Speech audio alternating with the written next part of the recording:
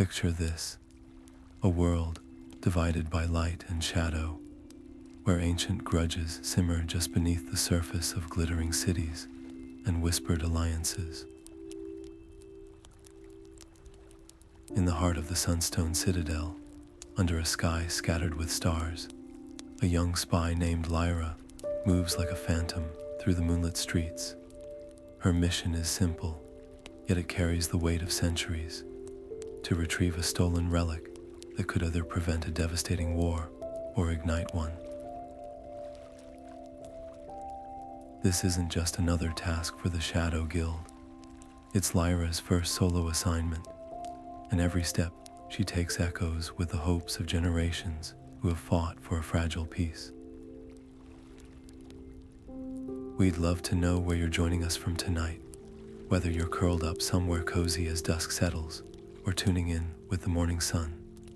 Let us know in the comments what time it is where you are and what brought you into this story of secrets and shadows. There's something deeply human about stories like Lyra's tales, where one person's courage can tip the scales between conflict and understanding. We've all felt the pressure, haven't we? That moment when everything seems to depend on the choices we make, and the outcome feels larger than ourselves. In Lyra's world, the stakes couldn't be higher. The relic she seeks isn't just an artifact. It's a symbol of balance between two realms that have forgotten how to trust one another. And as she navigates the silent, elegant danger of the Citadel, her heart isn't just racing from the threat of discovery. It's pounding with the realization that failure could shatter the delicate truce her people have sacrificed so much to protect. This is where our journey begins, not with grand battles or sweeping declarations, but with a single spy moving through the night, driven by duty and something even more powerful: hope. Over the course of this video, we'll walk alongside Lyra as she faces locks that defy her training, clues that lead her deeper into uncertainty, and alliances that challenge everything she's been taught about the world. We'll explore what it means to move through the lands of light when you belong to the shadows, and how sometimes the bravest thing we can do is question the very secrets we've been sworn to keep. So settle in, because what unfolds is more than a mission. It's a testament to the courage it takes to bridge divides, and a reminder that even in the darkest nights, there are paths waiting to be lit. Sliding past the outer guards was only the beginning, a test of her most fundamental skills. The real challenge lay in the gardens themselves, a sprawling, manicured landscape of luminous flora and intricate pathways designed not just for beauty, but for security. Every blossom seemed to watch her, every shifting shadow cast by the twin moons feeling like a spotlight. Lyra's training took over, her body moving with an instinctual grace she'd spent years honing. She became a part of the darkness, a living patch of night that flowed from the cover of one shimmering silver leaf tree to the next, her soft-soled boots making no sound on the polished stone walkways. It was in these moments, between one held breath and the next, that the reality of her situation truly settled upon her. This was no longer a simulation or a supervised exercise. The pride she felt at each successful evasion was instantly tempered by a cold, sharp anxiety. There was no safety net, no mentor to step in if she misjudged a step. Every decision was hers alone, and each one carried her irrevocably closer to two vastly different futures. One of glory, where she would be hailed as the agent who secured peace, and one of utter disaster, where a single mistake could shatter the fragile understanding between the realms.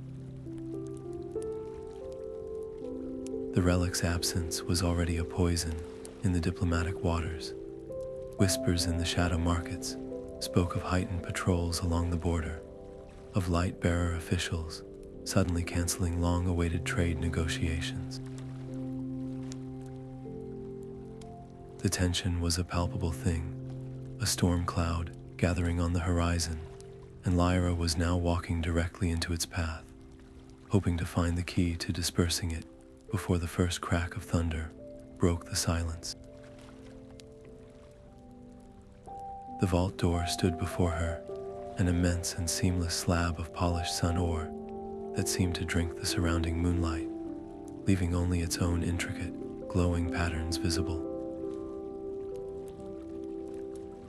This was the heart of the Citadel's security, and Lyra felt a cold knot tighten in her stomach as she approached. The lock mechanism was unlike any she had studied in the Guild's archives, a complex, swirling constellation of pure light that pulsed with a soft, rhythmic hum. There were no physical keyholes, no tumblers to manipulate, only shifting beams of energy that formed a beautiful, impenetrable puzzle. For a moment, a wave of sheer frustration washed over her. She had prepared for every conventional security measure, but this was something new, something advanced. Her mind raced, scrambling for a solution that wasn't there, and the precious seconds she was losing felt like grains of sand pouring through an hourglass. Then, cutting through the panic, came the calm, steady voice of her mentor, Kale, from a training session that felt a lifetime ago. A shadow does not fight the light. It learns its shape and moves within its absence. Adaptability is your only true weapon, Lyra. The plan is your first tool, not your last. The words anchored her. Frustration was a luxury she couldn't afford. Every moment she spent stalled at this door was a moment the true thief was getting further away, perhaps even planting evidence to frame her guild and guarantee the war they all feared. The hum of the lock seemed to grow louder, a taunting reminder that it was only a matter of time before its silent alarm was no longer silent, before the entire Citadel Guard descended upon this spot, and her mission ended in catastrophic failure. Her determination solidified, cooling her frustration into a sharp, focused resolve. She would not be stopped by a door.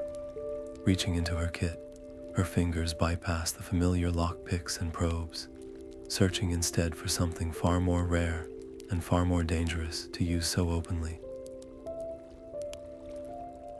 Her fingers closed around the cool, obsidian handle of the Shroud spike, a tool so secret its very existence was a closely guarded mystery of the Shadow Guild. To use it here, in the heart of their rival's strongest hold, was an act of incredible risk. The spike was not merely a tool, it was a piece of their history, infused with concentrated darkness, and its activation would leave a faint but detectable residue, a signature that any skilled light-bearer mage could trace back to its source. It was a last resort, a key that could unlock almost any door, but in doing so, might very well unlock a war. There was no other choice.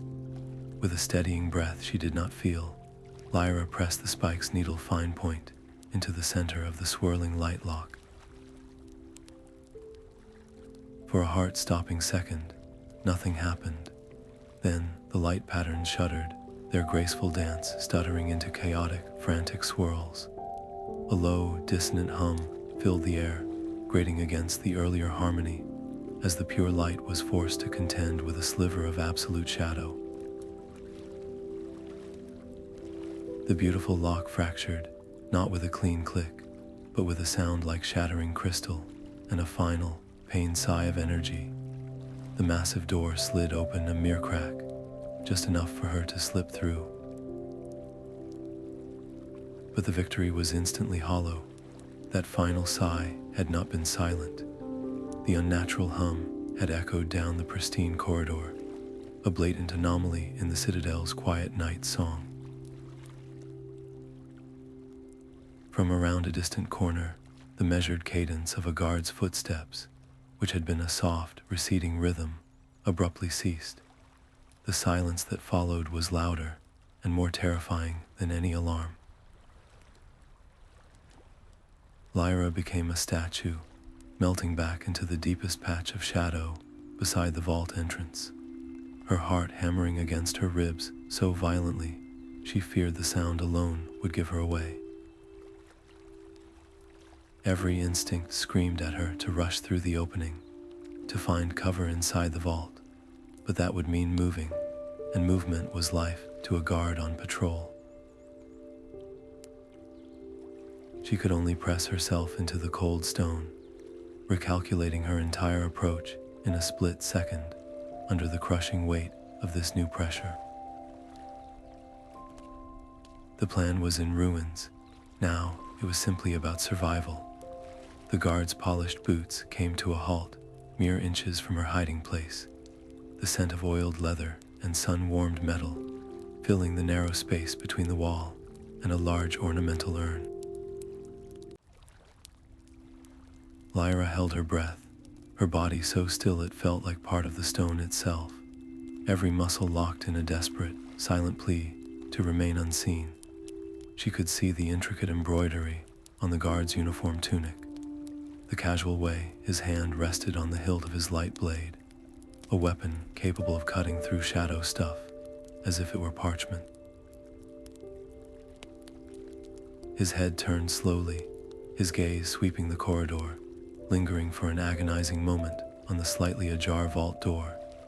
To Lyra, those seconds stretched into an eternity, each thump of her heart echoing like a drum in the silent hall. Then, with a soft, dismissive grunt, he turned and continued his patrol, his footsteps fading back into the rhythmic, predictable pattern of the Citadel's night watch. Only when the sound had completely vanished did Lyra allow herself to exhale, a shuddering breath she hadn't realized she'd been holding. The relief was so potent, it left her knees weak. This close call was more than a simple near miss. It was a stark, cold reminder of the world she had infiltrated. The Sunstone Citadel was a masterpiece of architecture, a place of breathtaking beauty, where light was woven into the very fabric of the buildings, where gardens bloomed with flowers that glowed with their own inner radiance. But that beauty was a facade, a glittering mask over a deadly reality. This was not a place of peaceful scholars or gentle diplomats. It was a fortress, a seat of power, guarded by soldiers trained to eliminate threats with ruthless efficiency. The vault door, the light lock, the ever-watchful patrols. It was a system designed to be impregnable. So how had a thief, presumably another shadow operative like herself, managed to bypass it all and steal a relic of such immense importance? The question coiled in her mind, a serpent of doubt. The official story, the one her guild had received, was that agents of the Shadow Guild were the prime suspects. But standing here in the chilling aftermath of her own struggle, that story began to fray at the edges. If the security was this sophisticated, this relentless, then the theft felt less like an external heist and more like an inside job. Someone with intimate knowledge of the guard rotations, someone who knew the exact specifications of that advanced light lock, someone who could move through these halls without raising a single eyebrow. A cold knot of suspicion tightened in her stomach. Could a light bearer have stolen their own relic? And if so, to what end? To frame the shadows and provoke the very war everyone claimed to fear? Or was there a faction within the Citadel itself, operating against its own leaders? The seeds of doubt took root, spreading through her certainty like cracks in glass. Her mission, which moments ago had been a clear objective, find the relic, retrieve it, prevent a war, was now shrouded in a mist of uncertainty. Who was the real enemy here? Who could she possibly trust in this entire land of light? Every friendly face could be a mask, every offer of help a carefully laid trap. This was no longer just a test of her physical skills. It was a test of her judgment, and the cost of a wrong guess would be measured in more than just her own life. The silence inside the vault was absolute, a stark contrast to the humming energy of the lock she had just defeated. Lyra's eyes scanned the chamber, taking in the rows of crystalline displays and softly glowing pedestals, each holding an artifact of immense power or historical significance. Her gaze, sharp and desperate, flew to the central stand where the Sunstone relic was meant to rest. It was empty. A cold dread, colder than the vault's air, washed over her. The space was vacant, a hollow void that seemed to mock her entire struggle to get here. All that risk, the exposure of the Shroud spike, the near discovery by the guard, it had all been for nothing. The relic was gone. For a heart-sinking moment, the weight of her potential failure felt physical, a heavy chain dragging her down. The war she was meant to prevent felt suddenly inevitable, its shadow looming large in this sterile, silent room. But as she stepped closer, her trained eye, accustomed to seeking what others overlooked, caught a faint, irregular glint on the polished surface of the pedestal's base. Kneeling, she saw it, not a scratch left by carelessness, but a series of deliberate, precisely etched marks. They were shallow, almost invisible unless the light hit them at just the right angle, as if made with a tool designed to leave the faintest possible trace. She traced the letters with a gloved finger, her breath catching in her throat as the words formed a simple, haunting command: follow the Starlight path. This changed everything. The emptiness of the pedestal was no longer just a defeat. It was the first piece of a new, far more complex puzzle. A thief in a hurry, an operative looking to frame an enemy or spark a conflict, would not have paused to leave a message. They would have taken the prize and vanished. This was different. This was intentional. Someone had wanted her, or someone like her, to find this. The message itself was a paradox, a phrase woven from the imagery of the light bearers. Starlight was their domain, a symbol of guidance and hope. For a shadow, it was a foreign language, a path one would not naturally think to follow. Two conflicting possibilities immediately clashed in her mind, each more unsettling than the last. Was this a meticulously laid trap? An opponent who knew the Shadow Guild would send an agent, leaving a tantalizing clue designed to lead her into an ambush, to be captured and used as undeniable proof of shadow aggression within the Citadel's most secure chamber.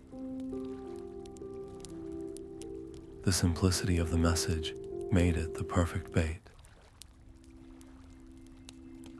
Or was it something else entirely? Could this be a desperate, clandestine cry for help from someone within the enemy's own ranks? A light bearer who had stolen the relic not to start a war, but to prevent one, and was now leaving a breadcrumb trail for an ally they hoped would understand. This second possibility was so radical, it felt dangerous to even consider. It challenged the foundational truth she had been raised with, that the realms were separate, their interests eternally opposed. Yet here was evidence, scratched into stone, that the lines might be blurrier than anyone in her guild dared to admit. She was no longer just a retrieval agent. She had become a detective at a crime scene, and the only clue she had pointed down a path shrouded in equal parts mystery and mortal peril. The words "follow the starlight path" echoed in her mind, a riddle whispered in the enemy's tongue. Her training had covered light-bearer symbology, the poetic codes they used in their art and architecture. Starlight rarely meant literal stars. In their culture, it was a metaphor for guidance, for hidden truths waiting to be revealed to those who knew how to look. And path was almost never a physical road. It was a sequence, a pattern, a series of steps to be followed. She mentally sifted through the Citadel's layout, her internal map flashing with landmarks and their symbolic meanings. The eastern sector was dedicated to contemplation and growth, home to the famed Starlight Gardens, a vast open-air arboretum where rare, bioluminescent flora was cultivated under the open sky. It was a place of serene beauty, and more importantly, a known meeting spot for off-duty diplomats and scholars to converse away from the formal halls of power. That had to be it. The thief wasn't pointing her toward a remote, secret location. They were guiding her directly into the heart of the Citadel's social and intellectual life, a place where secrets were exchanged under the guise of casual strolls and academic curiosity. A faint, cool blush of pre-dawn light began to tinge the high windows of the vault chamber, a silent and urgent alarm. Dawn was not a gentle suggestion in the Sunstone Citadel. It was an event. As the first rays of the sun crested the horizon, the entire city would awaken, its streets flooding with citizens, its corridors humming with officials and guards changing shifts. The cover of night, her greatest ally, was evaporating with every passing second. The trail, this fragile thread of a clue, was ephemeral.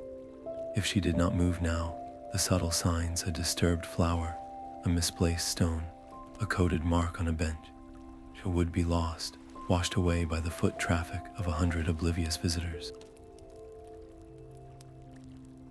The pressure was a physical weight on her shoulders, compressing her lungs and quickening her pulse. Speed was essential, but so was absolute precision. A single misstep in a crowded, sunlit garden would be far more catastrophic than any error made in the shadows. This new destination presented a threat entirely different from the vault's silent, mechanical defenses. The gardens were a panorama of open spaces, graceful archways, and sweeping vistas with nowhere to truly hide. There were no deep shadows to melt into, no convenient pillars to duck behind. Her greatest risk was no longer a patrolling guard on a set route. It was the unpredictable nature of people. She would be moving among them, a shadow trying to remain unseen in a world deliberately designed to be bright and observable. A single curious glance from a diplomat, a moment of eye contact held a second too long, a question about her presence from a diligent groundkeeper. Any of these could unravel everything. She would be exposed, utterly visible, and her shadow-forged tools and instincts would be nearly useless in a crowd bathed in the revealing light of the rising sun. The mission had just transformed from a stealth operation into a performance, and she had no script, only a cryptic clue and a rapidly closing window of opportunity to find her next move before the stage was flooded with an audience she could not escape.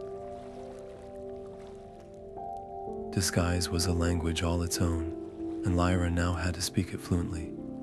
Slipping into a small, disused antechamber off a main hallway, she shed her dark, form-fitting shadow weave garments. Folding them into a compact, featureless bundle, she concealed within a hidden compartment of her pack. From the same pack, she drew forth the costume of another life.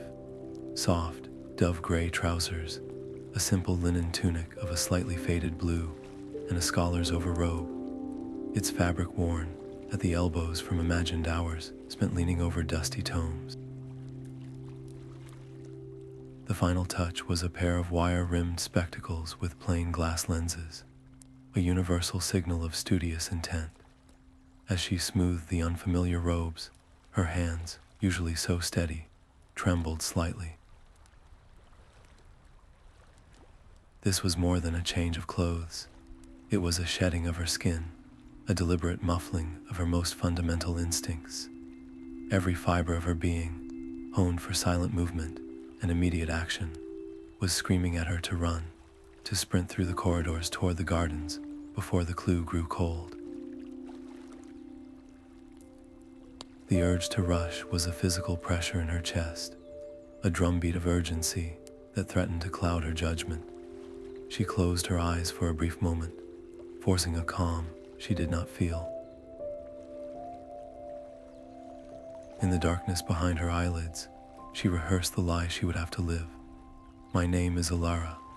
I am a novice botanist from the western reaches, here to study the Citadel's unique cross-pollination of lunar blossoms and solar vines under Master Fenwick's tutelage. My interest is purely academic. She repeated the story in her mind, smoothing the edges of the false identity, practicing the slight, deferential hunch of the shoulders, the curious but hesitant glance of someone who feels slightly out of place among such grandeur. The strain was immense. A spy's greatest strength was their authenticity in the role, but this role required her to be everything she was not. Slow, deliberate, openly curious, and utterly harmless. She had to walk in the light, not skirt its edges, to hesitate where she would normally advance, to stop and openly admire a flower where she would normally use it for cover. It was a performance where any display of her true competence, a reaction too fast, a movement too silent, a gaze too assessing, would shatter the illusion completely. She understood, with a clarity that was both frustrating and vital, that in this realm, patience wasn't just a tactic. It was her greatest and most difficult weapon. Rushing would bring the wrong kind of attention. Only by embodying the slow, methodical pace of a scholar could she move unseen through the watching crowds. Taking one last steadying breath, she adjusted the spectacles on her nose and stepped out of the antechamber. No longer Lyra of the Shadow Guild, but a Lyra the botanist, walking openly into the growing light of the Citadel's new day. The Starlight Gardens unfolded before her, a breathtaking tapestry of light and life that seemed to defy the very concept of hiding. Under the soft, rosy glow of the rising sun, pathways meandered through beds of flowers that pulsed with gentle luminescence, their petals shimmering with dewdrops that caught the light like scattered diamonds. As Lyra, the novice botanist, Lyra forced herself to amble slowly, pausing every few steps to feign a deep interest in a particular blossom, her head tilted in what she hoped was a convincing display of academic curiosity.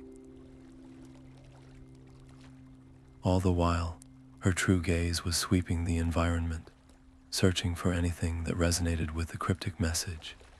A starlight path could be anything: a pattern in the paving stones, the arrangement of specific plants, even the flow of water in the ornamental streams.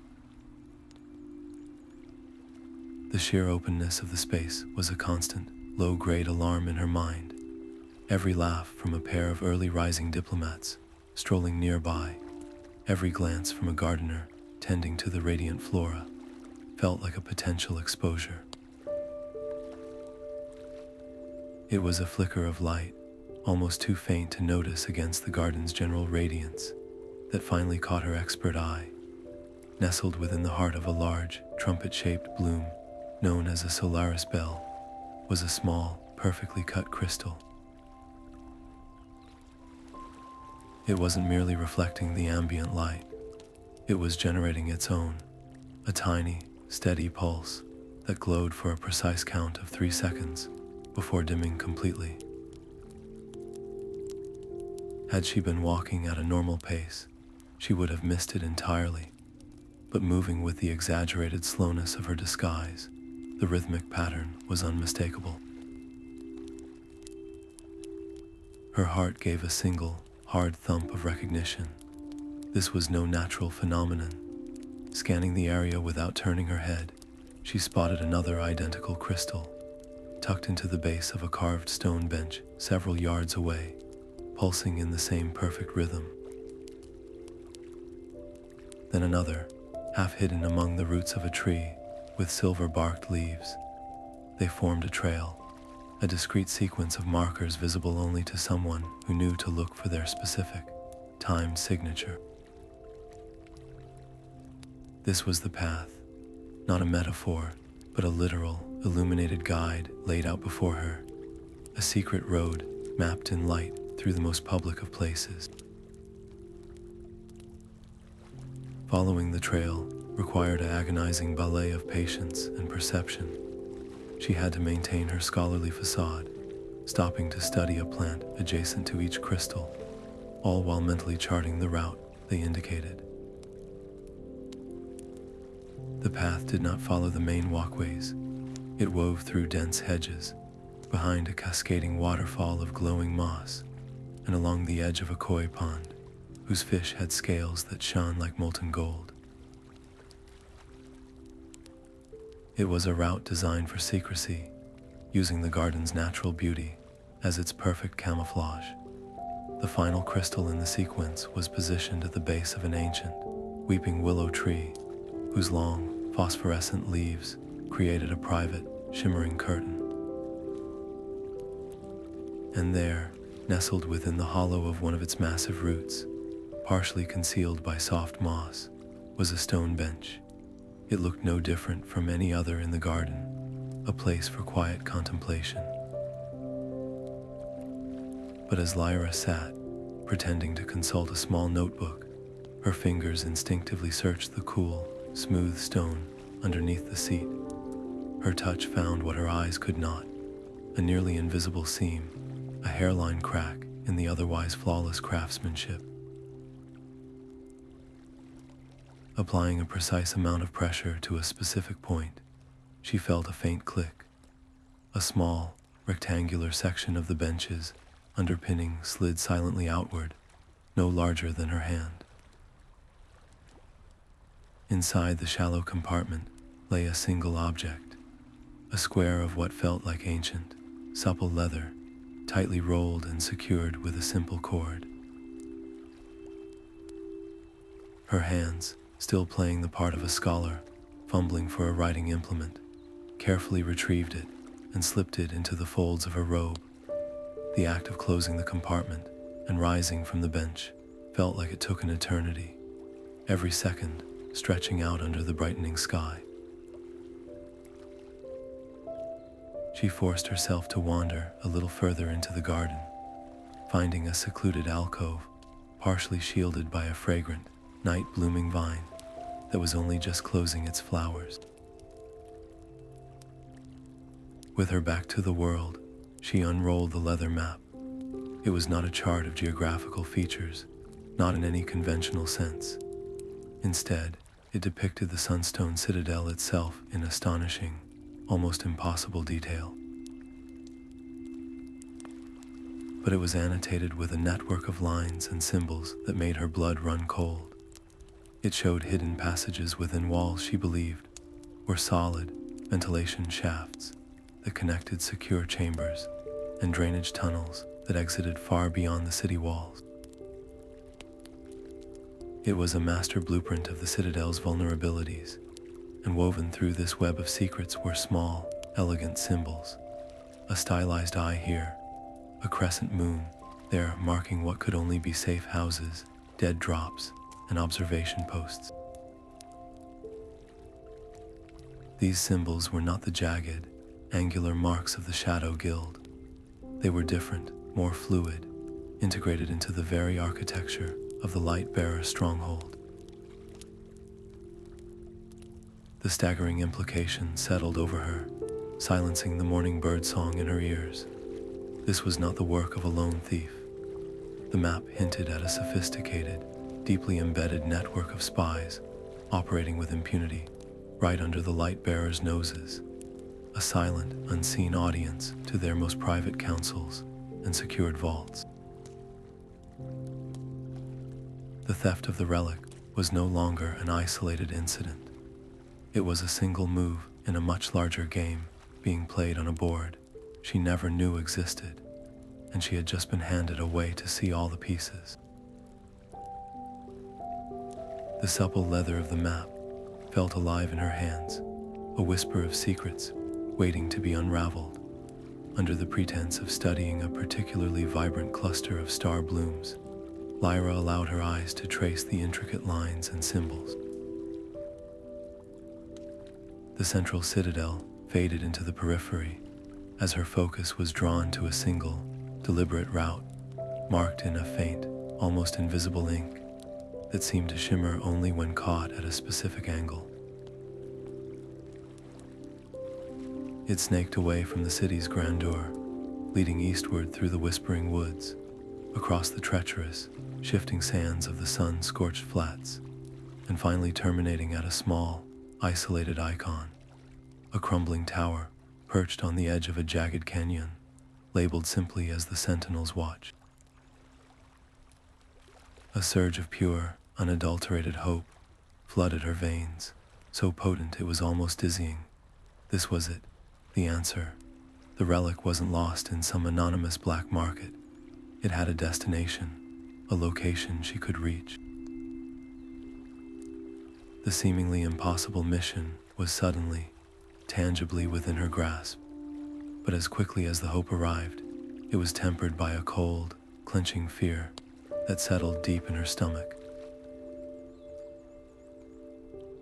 Her eyes traced the route not as a simple line on a page, but as a gauntlet of known perils. The whispering woods were not named for their gentle breezes. They were a dense, ancient forest, where the light struggled to penetrate the thick canopy, and where the shadows were said to be conscious. Travelers spoke of sounds that weren't made by any animal, of paths that shifted when your back was turned, and of a deep, primordial magic that did not welcome outsiders. Beyond that lay the sun-scorched flats, a vast expanse of blinding white salt and sand, where the sun was a merciless adversary. There was no shade, no water, and no cover for miles. A perfect killing field for anyone who might be following her, or worse, waiting for her. These were the unpatrolled territories, the lawless lands that existed in the tense silence between the realms, governed by neither shadow nor light. This journey was no longer a matter of stealth within a city. It was a test of sheer survival against the elements themselves, and the elements were not the only threat. These wilds were the preferred hunting grounds for outcasts and extremists from both factions, shadow bandits who preyed on anyone they encountered, and radical light-bearer patrols who viewed any lone traveler, especially one heading toward an old strategic outpost, as a justified target. The map in her hands was no longer just a guide. It was a declaration of the immense stakes she now faced. Every step toward that remote tower would be a step deeper into vulnerability, where a twisted ankle could be a death sentence. A misjudged path could lead to dehydration, and every rustle of leaves or shimmer on the horizon could be an ambush. The weight of the relic and the peace it represented was now compounded by the terrifying reality of the path she would have to walk alone to retrieve it. The journey itself had become as much of an adversary as the thief who had started it all. Blending into the market, Day crowd was a skill as vital as any lock-picking or shadow melding, and Lyra moved with the practiced ease of a leaf caught in a stream. The air was thick with the scent of spiced bread, sun-ripened fruit, and the lively chatter of 100 different conversations. She allowed the current of people to carry her through the Citadel's main gate, her scholar's robes now feeling less like a costume and more like a necessary shield. But while her body moved with the crowd's natural flow, her mind was a world away, spinning in frantic, dizzying circles around the implications of the map, now safely hidden against her skin. Each step away from the Citadel's gleaming spires felt like a step into a vast, unknown ocean of possibility and peril. The existence of the map changed everything. It wasn't just a set of directions, it was proof of a presence, a network operating with a sophistication that rivaled her own guild's. The symbols, the hidden pathways, the sheer audacity of it. This was the work of professionals. But were they her professionals? The thought was both exhilarating and terrifying. If these were other shadows, agents from a cell her guild leadership had never told her about, then she might have just stumbled upon the greatest potential allies imaginable. They could provide support, information, a safe route to the outpost. They could be the key to completing her mission with an efficiency she'd never dreamed possible. A part of her, the part that had always worked within the rigid structure of the guild, yearned for that connection, for the comfort of a familiar hand in the darkness. Yet that same training screamed a warning. The guild had been unequivocal. She was on a solo assignment. No contacts, no backup. If there were other shadows operating this deeply within the Lightbearer's domain, why hadn't she been informed? The chilling possibility that they were a rogue faction, operating with their own agenda, was too grave to ignore. What if their goals were not to prevent a war, but to start one? What if the theft of the relic was their doing, and the map was not a helping hand, but a spider's web, designed to draw in a curious agent like herself, to be eliminated or used as a pawn? To trust them blindly could be to walk directly into a trap laid by her own kind, a betrayal that would be far more devastating than any trick from the Lightbearers. This internal debate raged with every step she took, a silent war fought on the battleground of her instincts. The safe, by-the-book choice was clear: abort the current trajectory. Find a secure shadow-safe house, encode a message with her findings, and dispatch it to her guild by the fastest means available. Wait for new orders. It was the prudent path, the one that minimized her personal risk and upheld protocol. It was what she was supposed to do. But as she pictured the slow, grinding wheels of guild bureaucracy, the days, possibly weeks, of delay while councils debated and argued over the meaning of the map, a cold dread settled over her. The relic was out there now, moving toward an unknown fate. Every hour of delay was an hour the thief had to hide it, sell it, or worse, use it. The tensions between the realms were a powder keg, and a single spark could ignite it at any moment. Reporting back meant potentially sacrificing any chance of retrieving the relic before that spark was struck. The weight of the decision was entirely hers to bear, a solitary burden that made the crowded street feel suddenly, intensely lonely. This was the true test of a field agent, a moment no amount of training could truly prepare her for. The choice between the security of the chain of command and the demanding, urgent call of the mission itself. She could almost feel the ghost of her mentor's presence, not offering an answer, but asking the question he'd always posed in her toughest simulations. What serves the greater goal, Lyra, procedure or outcome? To report was to follow procedure perfectly, but to pursue the lead, to chase this thread of starlight into the wilderness toward the Sentinel's watch, was to bet everything on a chance to control the outcome. She reached the edge of the bustling market, the crowd thinning as the road turned to a dusty path leading east.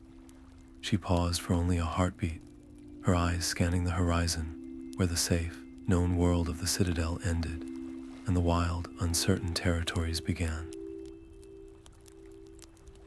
Then, without looking back, she stepped onto the path. The decision was made. She would chase the outcome. The eastern road was a ribbon of dust and hard-packed earth, unraveling into a landscape that grew wilder and more untamed with every passing mile. The comforting, ordered beauty of the Citadel was now a memory, replaced by the gnarled, ancient trees of the Whispering Woods' outer fringe and the vast, open sky that promised the scorching flats beyond.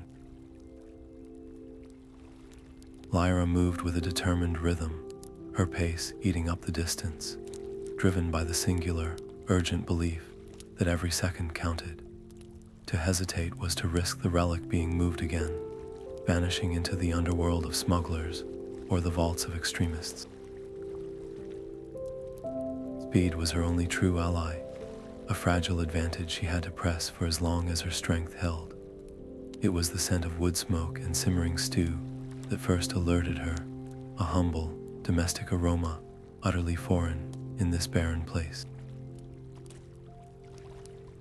Then came the soft murmur of voices, not the harsh, suspicious tones of border patrols or bandits, but the easy, conversational cadence of people at rest.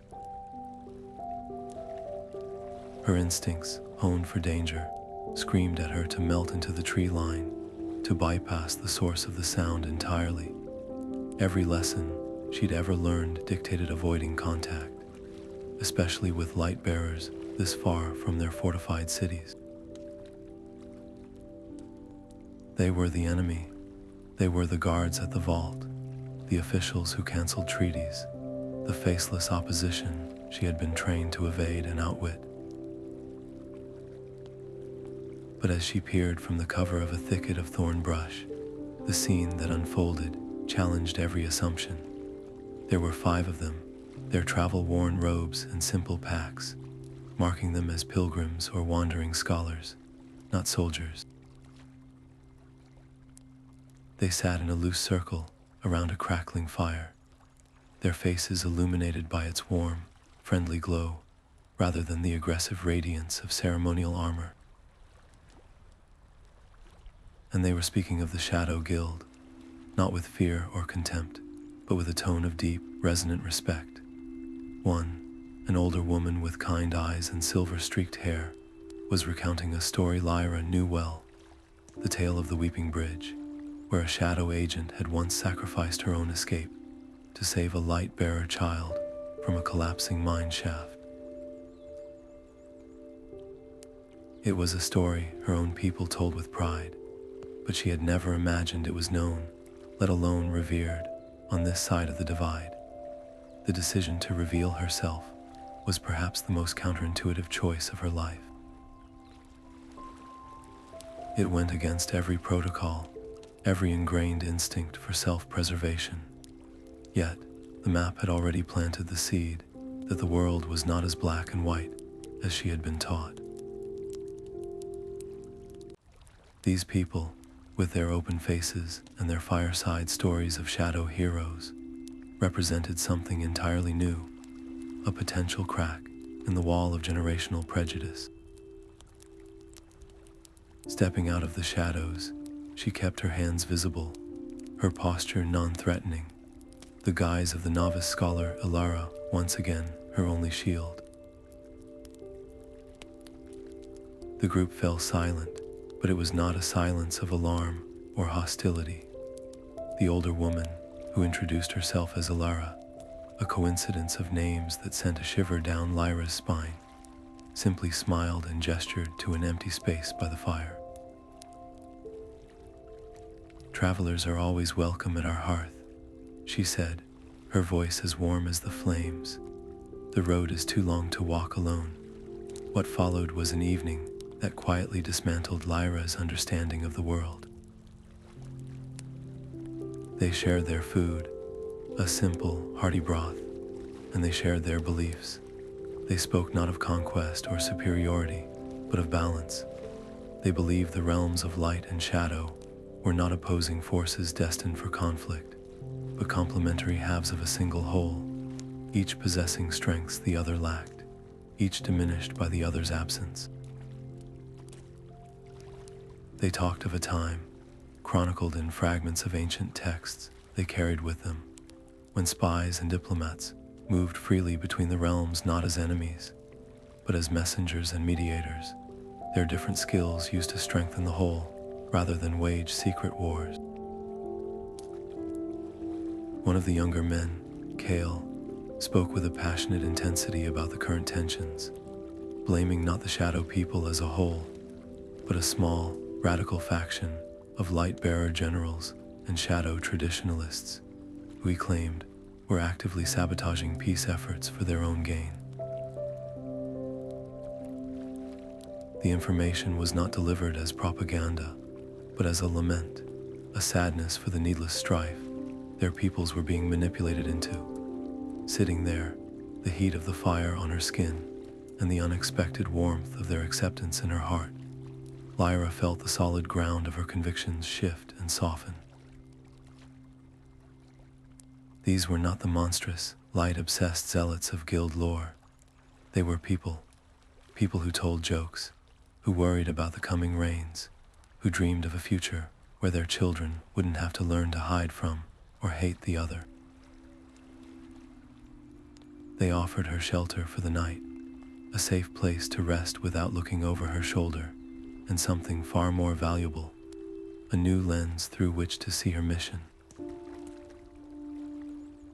The relic wasn't just an object to be retrieved to prevent a war. It was a symbol that could, in the right hands, become a cornerstone for the very reconciliation these people around the fire were risking their safety to advocate for. The path ahead was still fraught with danger, but the shadows it was cast in were no longer so simple nor so dark. The fire had dwindled to a bed of glowing embers, casting a soft, pulsating light on the faces of the slumbering travelers. Lyra lay still, wrapped in her thin blanket, but her mind was racing, replaying every word of the evening's conversation. The kindness, the shared stories, the radical notion of balance. It all felt like a dream too beautiful to be true. And then, a soft rustle of fabric broke the stillness of the night. Kale, the young light-bearer who had spoken with such passion, was now sitting up, his gaze fixed on her. He hadn't been sleeping either. In the dim, ruddy light, his expression was unreadable, a mixture of resolve and apprehension. He motioned with a slight tilt of his head toward the edge of the campsite, away from the others. Every instinct in Lyra's body, every lesson drilled into her from her first day of training, screamed at her to refuse, to pretend to be asleep, to create distance.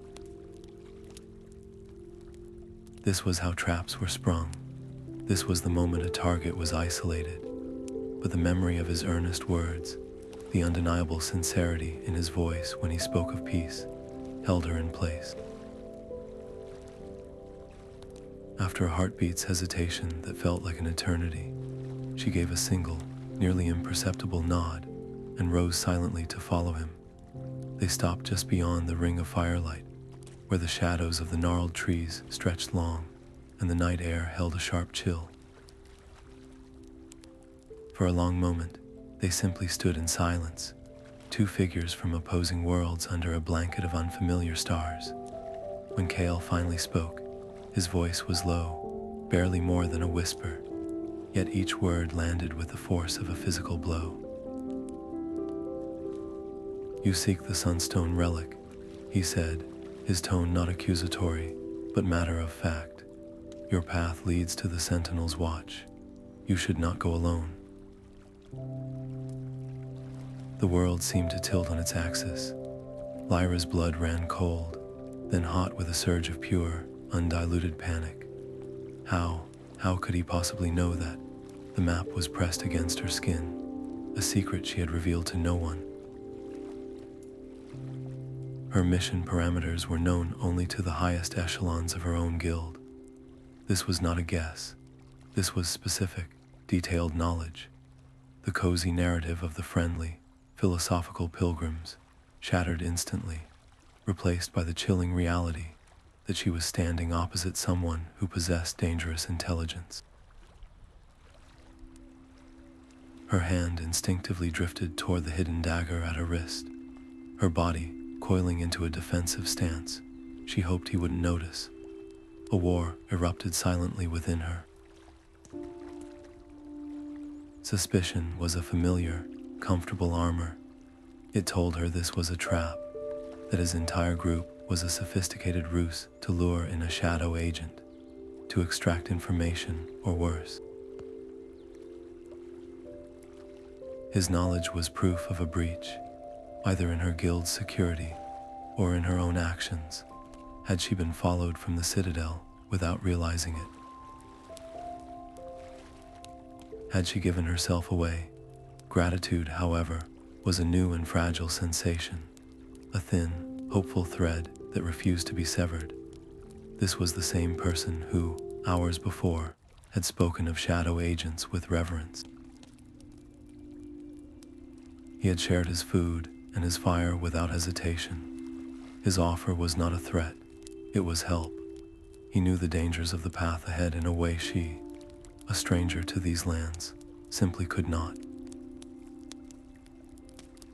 His guidance could mean the difference between reaching the outpost and vanishing forever into the whispering woods, but to accept it would be to willingly tether herself to a representative of the very power she was supposed to be operating against.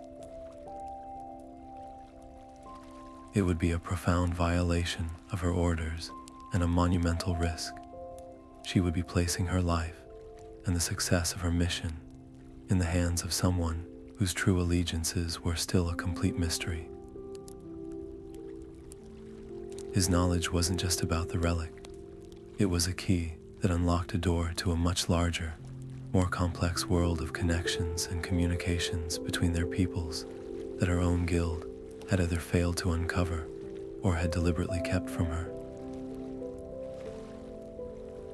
The decision felt heavier than any lock she had ever picked, any wall she had ever scaled.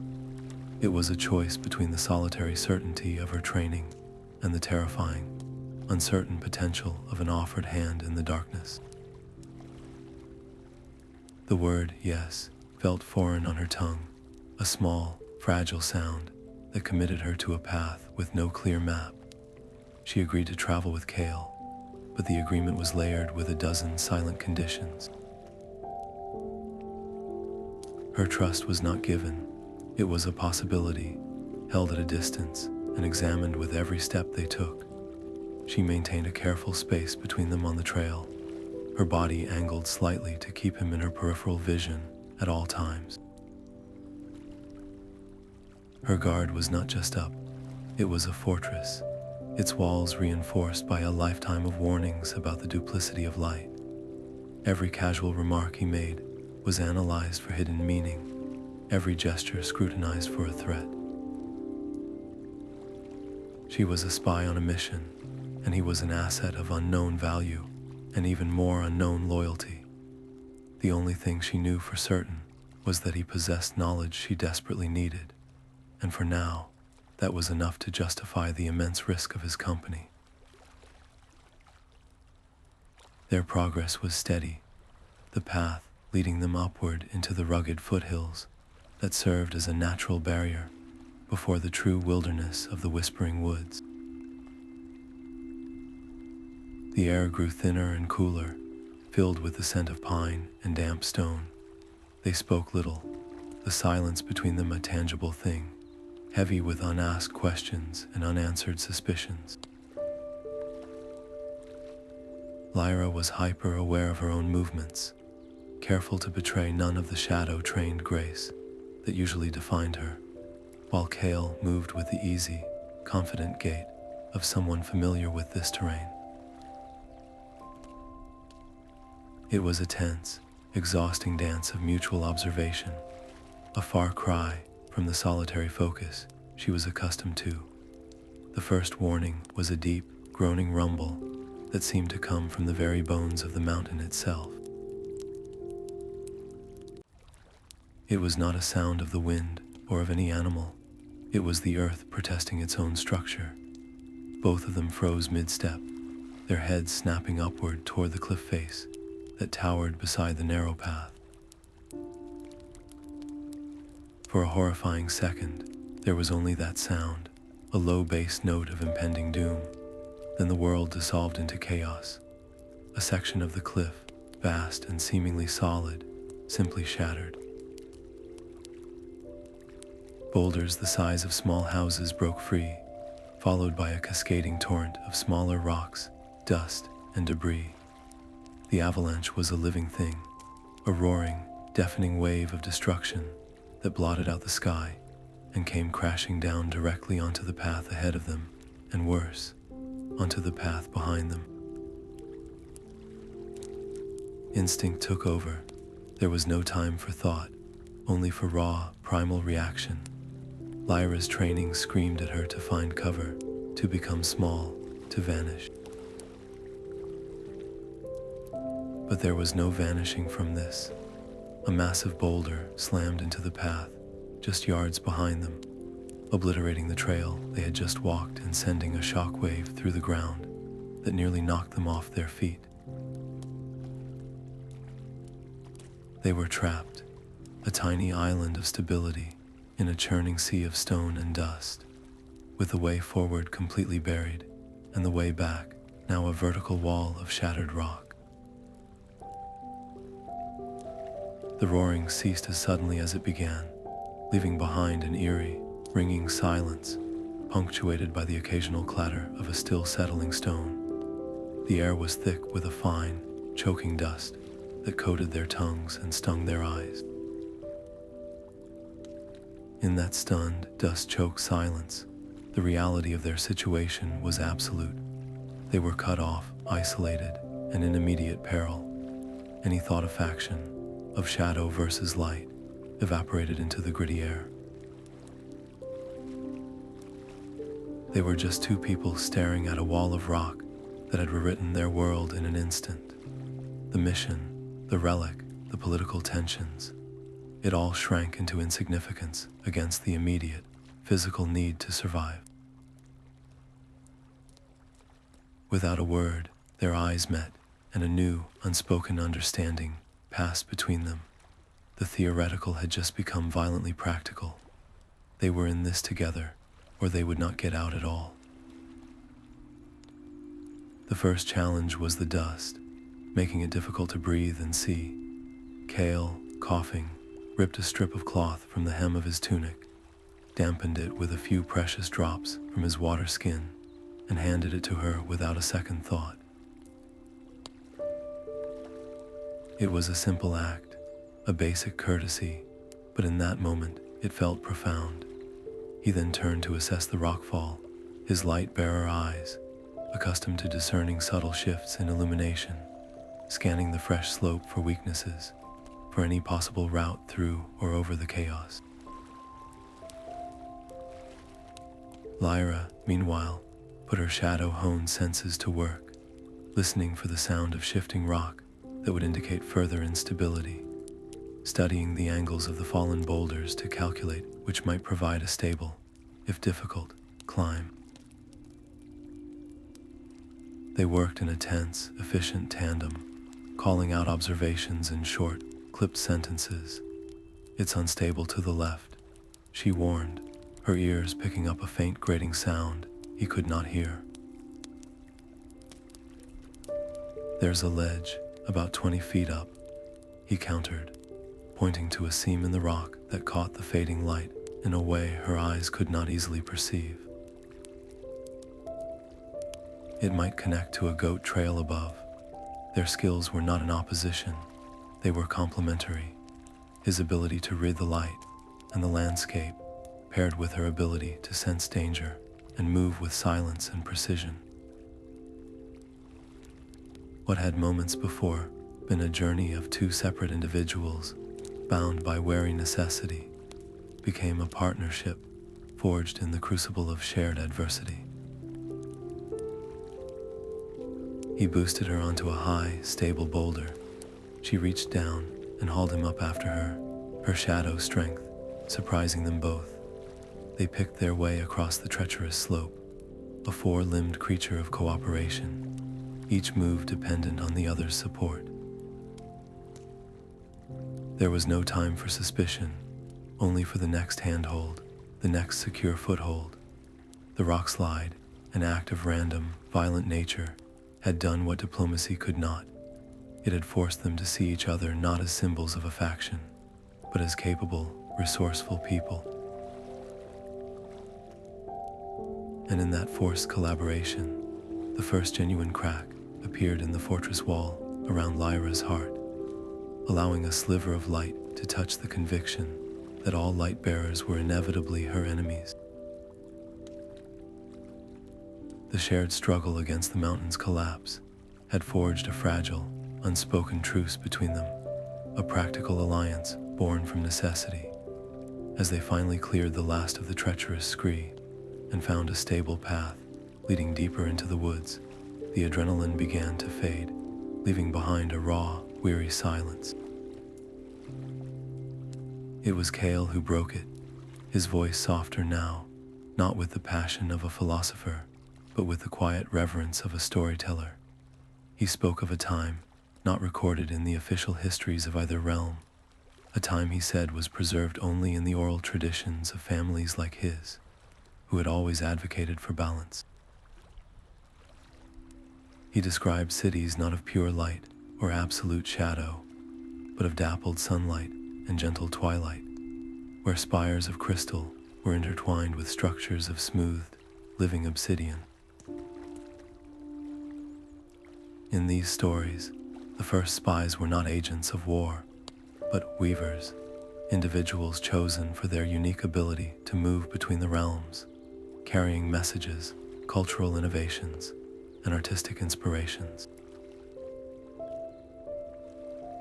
They were celebrated, not feared. A shadow's ability to move unseen was used to protect light-bearer caravans from natural predators in the mountain passes, while a light-bearer's power to illuminate was used to help shadow farmers cultivate bioluminescent fungi that could feed entire districts during the long winter nights. His words painted a picture of a symbiosis so beautiful and so logical that it ached with a sense of profound loss. For Lyra, these were not just fanciful tales. They were a key, turning a lock deep inside her, opening a door to a future she had never dared to envision. The hope that flickered to life was fragile, a tiny, determined flame in the vast darkness of the conflict she had known her entire life. It was the hope that her mission could be about more than just retrieving an object to prevent a war. It could be the first step toward rebuilding the world Kale described. That fragile hope made the discovery all the more devastating. They had stopped to refill their water skins at a swift, clear stream, and it was there, in the soft mud of the bank, that Lyra's trained eye caught the signs. At first, she thought they were their own footprints from earlier, but the angle was wrong. Then she saw more, a partial print from a boot with a distinct militaristic tread pattern used by light-bearer border rangers, but pressed down next to it was the faint, almost ghostly impression of a soft-soled shadow walker's shoe, the kind designed to leave no trace. These two prints, from natural enemies, were not overlapping in conflict. They were parallel, moving in the same direction, with the same stride length. They were traveling together. A cold dread, far colder than the mountain stream, washed over her. This was no random patrol or a band of opportunistic bandits. This was a coordinated tracking party, and the composition of it spoke of a terrifying new reality. Extremists from both sides, individuals who profited from the endless conflict, had seemingly formed an unholy alliance. Their common enemy was no longer each other. It was anyone, like her and Kale, who threatened the status quo of war and suspicion that gave them power and purpose. The brief, beautiful vision of a reconciled future shattered, replaced by the immediate, visceral fear of the hunt. Her worry was no longer an abstract concern about protocol. It was a sharp, clinical assessment of threat. Their alliance, which had felt like a strength moments before, now felt like a glaring beacon. A lone shadow agent could disappear into the wilderness. A lone light-bearer pilgrim could explain his presence, but a shadow and a light-bearer traveling together, they were a walking contradiction, an anomaly that stood out against the backdrop of a world built on separation.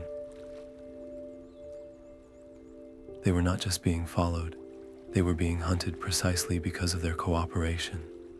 The danger was no longer just from one faction or the other, but from a combined force that represented the worst of both their worlds, the relentless discipline of the light-bearer military and the ruthless, unseen cunning of the shadow extremists. Every snapped twig in the forest, every distant bird call that seemed just a beat too late, now felt like a signal reporting their position. The path ahead was no longer just a route to a relic. It was a gauntlet, and their greatest strength had become their most dangerous vulnerability. The sound of their pursuers was a distant but persistent rhythm, a discordant drumbeat of snapping branches and low, urgent voices that grew ever closer through the dense undergrowth. They were being herded, their path subtly manipulated by the hunters' flanking maneuvers, and both Lyra and Kale knew it. To continue forward on the open trail was to surrender. Their only hope was to vanish. It was Kale who spotted it first, a narrow fissure in a moss-covered rock face, almost invisible behind a curtain of thick, hanging vines. It looked less like an entrance and more like a shadow, a slight imperfection in the stone.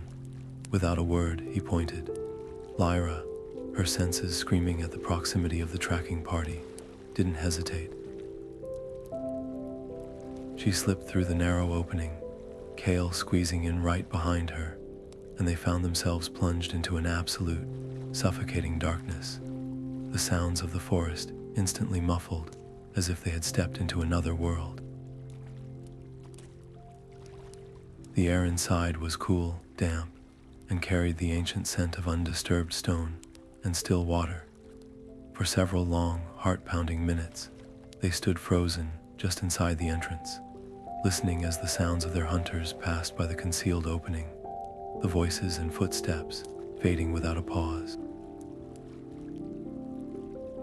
The relief was so potent, it left them both trembling. They were safe, for the moment. As their eyes adjusted to the profound blackness, a soft, ethereal light began to emanate from the walls themselves.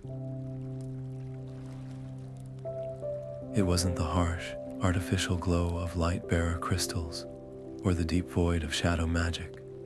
This was something else entirely. The walls of the cavern were embedded with veins of a peculiar, milky quartz that seemed to absorb the faintest traces of their body heat or movement and radiate it back as a gentle, phosphorescent luminescence. It was just enough light to see by, revealing that they hadn't just found a simple hole in the rock. They had stumbled into an extensive, multi-chambered cave system, its walls unnaturally smooth and covered in intricate carvings. Driven by a curiosity that overrode her caution, Lyra moved deeper into the main chamber, her fingers trailing over the walls. The carvings were not random, they told a story. And as her eyes traced the flowing, elegant lines, her breath caught in her throat. The figures depicted were not the monolithic, stereotypical representations of light bearers or shadows from modern propaganda. They were nuanced, blended. A figure robed in light held a cloak of woven darkness, not as a weapon, but as a tool for concealment and protection. A being of deep shadow held aloft a crystal that pulsed with a soft, guiding light, illuminating a path for a diverse group of travelers. These were the first spies, the weavers from Kale's stories, but seeing them rendered in such ancient, undeniable art made the stories vibrantly, tangibly real. This was no myth. This was history, a record of a forgotten world hidden deep beneath the contested lands of the present. Her gaze was drawn to a vast, central mural that dominated the far wall. It depicted a great ceremony taking place in a magnificent city that combined soaring crystal spires with structures of flowing, volcanic glass.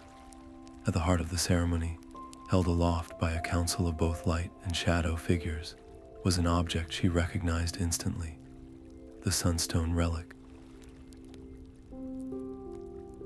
But it was not depicted as a mere trophy or a weapon. Lines of energy, intricately carved and inlaid with faint traces of faded pigment, flowed from the relic, connecting it to the sun above and the moon below, and then radiating outward to every single person in the city, unifying them in a visible web of balance. The accompanying hieroglyphs, a hybrid script she could only partially decipher, spoke of the great tuning, a ritual performed at the convergence of the solar and lunar cycles to harmonize the energies of both realms, preventing either from growing too powerful and eclipsing the other. The relic wasn't a prize to be won. It was a regulator, a keystone in a delicate architectural balance between two opposing, necessary forces.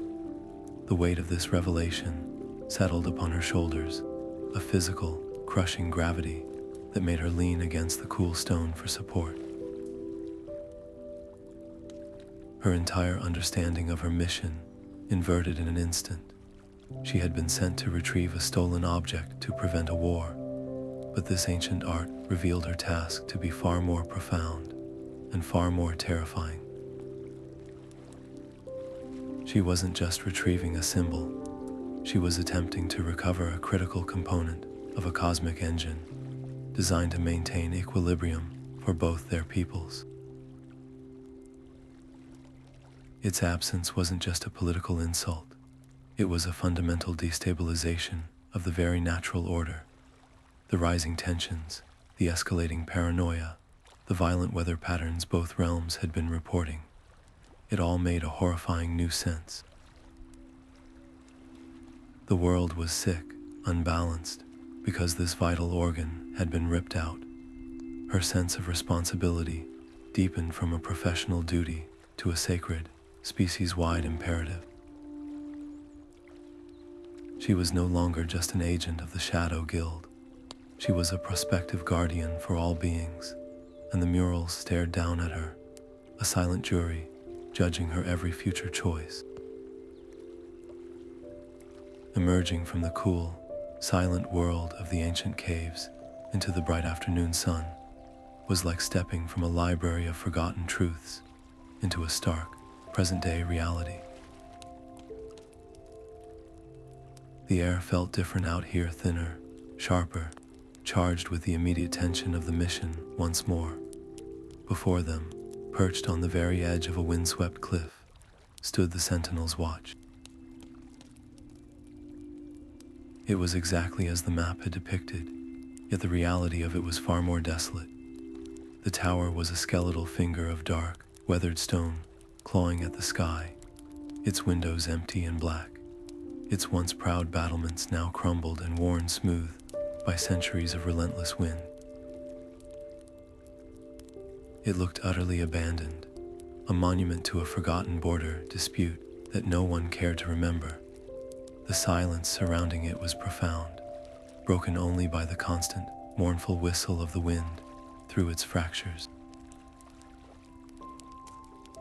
Yet, as they approached with the cautious, measured steps of predators sensing a trap, a subtle wrongness began to itch at the edge of Lyra's awareness. It was nothing she could see or hear explicitly, nothing Kale's light-attuned senses could pinpoint. It was a feeling, a vibration in the air that resonated with a part of her deeply shadow-forged instincts. The absolute stillness wasn't natural. No birds nested in the broken crevices. No insects buzzed in the scrub grass at its base. The place wasn't just empty. It had been made empty, deliberately and recently. Someone, or something, had cleared the area of life, creating a sterile, silent perimeter. This wasn't a forgotten ruin. It was an occupied position, and its occupants were professionals who knew how to erase their presence from the casual observer. A silent glance passed between her and Kale, a wordless agreement that the approach they had planned was now obsolete. The front door, if it even existed anymore, was undoubtedly a death sentence. Splitting up was the only logical move, a tactical decision that made perfect sense on the surface, but sent a cold thread of apprehension down Lyra's spine. Their skills were complementary, not overlapping. Kale, with his innate connection to light and reflection, would scout the exposed southern and western faces, where the setting sun would soon cast deep, long shadows that could hide a dozen archers.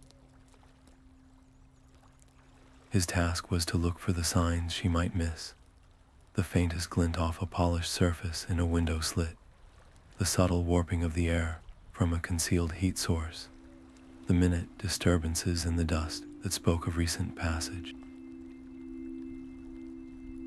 Lyra, in turn, would melt into the growing shadows on the northern and eastern sides, her entire being focused on the language of silence and stealth. She would listen for the things he could not hear, the suppressed breath of a sentry, the nearly inaudible scrape of leather on stone, the shift of weight from one foot to another. They were two halves of a single scouting party, each covering the other's blind spots. Yet, as she watched him move away, his light-bearer form stark against the stark landscape, the solitude felt suddenly vast and threatening. Their partnership, forged in a rockslide and solidified in a cave of revelations, felt like a thin thread stretched to its breaking point. Alone now, Lyra became a ghost, a wisp of darkness, flowing from the cover of one weather-beaten rock to the next. The northern base of the tower was a jumble of fallen masonry and hardy, thorny weeds that tugged at her clothing. Her senses were hyper-alert, parsing every whisper of the wind, every scuttle of a pebble. And then she heard it, a voice. It was low, muffled, but unmistakably speaking in the sharp, guttural consonants of the shadow tongue. Her blood ran cold, then hot with a confusing rush of kinship and alarm.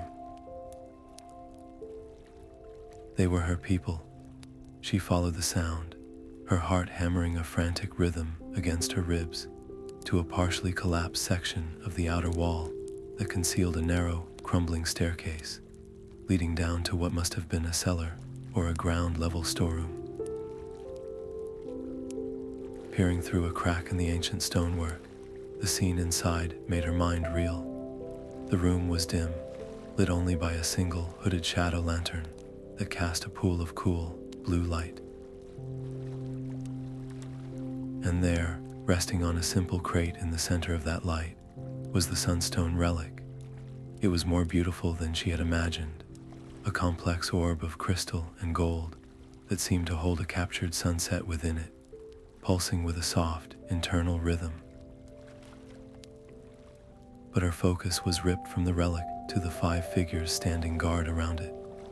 They were clad in the form-fitting, gray-on-black armor of the Shadow Guild, their postures tense and watchful, their faces set in grim masks of determination. These were not thieves. They moved with the disciplined precision of a military unit, their eyes constantly scanning the shadows, the same shadows she herself was using for cover. One of them, a woman with a familiar scar cutting through her eyebrow, a veteran from the western border skirmishes, spoke, her voice tight with conviction. The risk is too great. Its power is a temptation, a key that can unlock any door, including the one to absolute control.